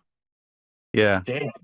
Yeah, two tours because then on his 18th mission of his first tour, the aircraft got shot to pieces. Oh, and did I mention he was a tail gunner? Oh, Yeah. So yeah. the on he took you told me loads about this when I was a kid. So yeah, Interesting. on his 18th mission of his first tour, They landed, having been shot to pieces mostly by flak, and he he said it was a bit almost comical in that he couldn't get out of his turret because the turret mechanism had taken a hit, so it was jammed off to one side. So the exit out back into the fuselage didn't align with the fuselage. So Right. someone with a ground tractor eventually basically broke the turret to get it to spin back. He then Yeah. nearly fell out of the fuselage because there was a hole right behind where he'd been sitting. Ooh, Um, he got to the little doorway hatch, yeah. opened it, the hatch fell off. He looked outside. There was no ladder because the little folding ladder had been shot away. So they brought up a portable ladder. And then when he got out, he looked out. And he was like, "I'm pretty sure this was a four-engined aircraft when we took off, and it was three engines. One was just missing in action. One was clearly long dead and cold because it had been shot full of holes, and another one, he said, was just a blackened husk." And the pilot eventually, when the pilot worked his way out, he said, "Yeah, we basically flew back on number one and number three engines, and number three engine died somewhere over the Netherlands, so they'd limped back to Britain on just the outer port engine." Um, Good and then God. when once they got the surviving crew out, because I think they lost two of the crew, the surviving crew got out, and then they were like, "Okay, well, let's move this wreck out of the way to make room for more intact aircraft." They attached some towing vehicles, pulled on it, and the whole thing just collapsed into a pile of Collapsed. scrap metal because the landing gear had basically given their last just to get them onto the ground. And so after that, the crew was dispersed because it wasn't a full Yeah. crew and they didn't have an aircraft. So then he was with a new crew, reached the end of his first tour, and then they said, "Okay, well, you've done your tour, you can go." And he turned around and said, "Well, I don't want to leave my current crew without a tail gunner because that's going to be bad luck." And they were like, "Well, you can't just do however many missions these guys have left. It's either you do another tour or you don't." And he was like, "Okay, well, I'll do another tour then." So his commanding officer apparently had like the War Widows pension paperwork written up in advance because he was like, "You made it through one tour, you're not making it through two." No. And then No. somehow through hook or by crook, he managed it. And they were just like, "We're not sure how, but well done." And then they ended up Yeah. giving him the Distinguished Flying Cross, which he was very confused about at first because he's like, "Well, I didn't do anything spectacular." And then eventually he was persuaded that, like, "This is your survival medal. Please take it and Yeah. never fly in a bomber again because Yeah. it will Yeah. probably spontaneously combust." So, and that's one of the things that, the Lancaster was a tremendous airplane. Absolutely in terms of efficient delivery of tonnage, I think you can make Mm, the argument that it is, it's the best bomber of the war. It is not the most survivable bomber of the mm, war. no. If you look at your odds of getting out of a B-17 or a B-24, because the American planes are flying higher, they got better turbo superchargers, so they're up higher, and it's daylight, so you can see what the hell is going on around you if things go pear-shaped. And the exits on the plane are bigger than that was another problem with the Mm, Lancasters. The forward exit was very small. If you were a big yeah. dude with a parachute, you were not getting out that hatch. Well, I've been on the Lancaster that they fly in Canada, and even the rear hatch is you bent double to get in there. You're right. You can get in and out, but you're not stepping in and out. You're almost like, I mean, it's actually Punching it's a over. bit it's a bit smaller than going through a submarine bulkhead door. Yeah. Yeah. Okay. So Hmm. you put all that together. If you're a B-17 crewman and your plane gets hit, you've got between two-thirds and a 75% chance of making it to the ground alive. Okay. Hmm. So, not great, but not bad. Halifax, if that plane goes down, your odds of getting out of that plane are only 1 in 4. Lancaster, if that plane goes down, your odds are only 1 in 7 of Hmm. getting out. And as you know, if you fly long enough, pretty much everybody goes down. Yeah. So, yeah, again, sortie per sortie, Bomber Command was about the fanciest way of committing Hmm. suicide if you were a young Commonwealth man in 1942. It's got a 5% um, attrition rate for Bomber Command sorties over the whole of that year, which means that your odds of making it through 50 missions or something like that are damned low. Just it's like Yeah. 8% or something like that. Holy crap. Hmm.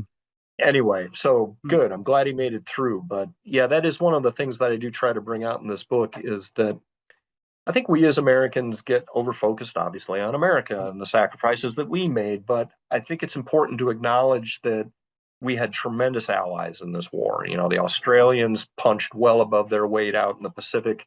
We had tremendous allies, obviously, in the British and the Canadians, too. Thank you, Great Britain for building all the bloody air bases that 8th Air Force is going to end up using, at the expense of the exchequer. Thank you. Appreciate all that. Anyway, so that is one of the things that I try to do in the course of this book is make it a more holistic account and talk about, not just us, but also what's going on with our allies, including the Soviets too, Mm. obviously. So Yeah. And of course, we've only touched on elements of the naval side of things, but this is a yeah, book that's covering as you probably guessed from our segue into Bomber Command, you're covering the air war and the land war as well, the whole yep. spectrum of the conflict. Yeah, you got to look at the whole thing to understand the outcome. And that's one of the central points I'm trying to make is that everything is interconnected. And you can't just focus on one theater or one battle and say, well, this is the theater that is decisive to the outcome. You got to look at everything and how it's all impacting everything else. And that requires a very broad treatment, which is why the book is even bigger than Shattered Yeah, Sword. 2x, actually, exactly 2x. Shattered Sword there was you go. 640 pages. This is 1280. So, Nice. Yeah. anyway, So yeah, well, we've been talking for about 2 hours, I think. I think that's probably enough, don't you think? Yeah, We once again we did not get to the Battle of Barents Sea, which is no. my fay, but yeah, Mm. maybe we can save that for another day. So Yeah. Yeah, it definitely needs its own consideration at some point. But yeah, I mean, thank you very much for coming thank back on. you. And yeah, if you need to pick up a copy of 1942, I believe it is available in all good bookstores in the US. It is, in fact, in Yeah. the U.S. And and it should be released. It should be released on your side of the pond officially in September. yeah. And I'll actually be over on your side of the pond in September. I'm Mm. going to the We Have Ways Fest. I am Uh, one of the speakers there. So so am I. looking for. Are you? Oh, good, good, Yeah, good. so yeah, Excellent. if you want to see both of us, I think we're on different panels, but Hmm. I'm on a Friday evening panel talking about doing history in YouTube.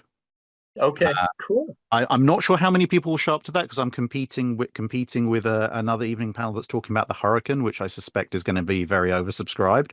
Okay. Um, and then on Saturday, I'm going to be talking on the main stage about Hood and Bismarck and the Battle of Denmark Oh, Strait, because of course it wouldn't be a World War II history festival without someone talking about that.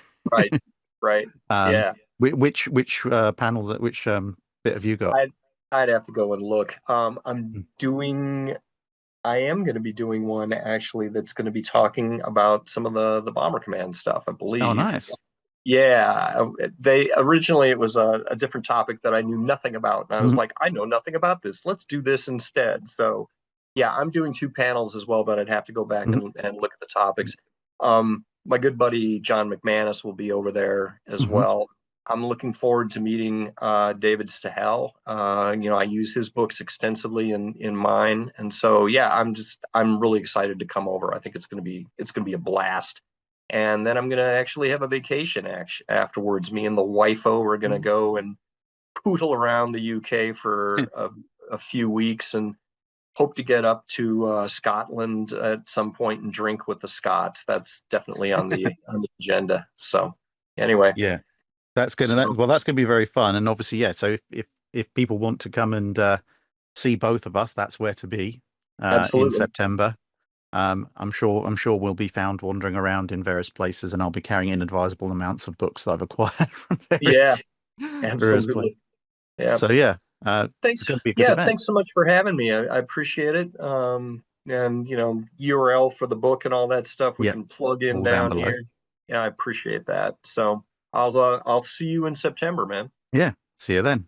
Bye, All right. everyone. That's it for this video. Thanks for watching. If you have a comment or suggestion for a ship to review, let us know in the comments below. Don't forget to comment on the pinned post for dry dock questions.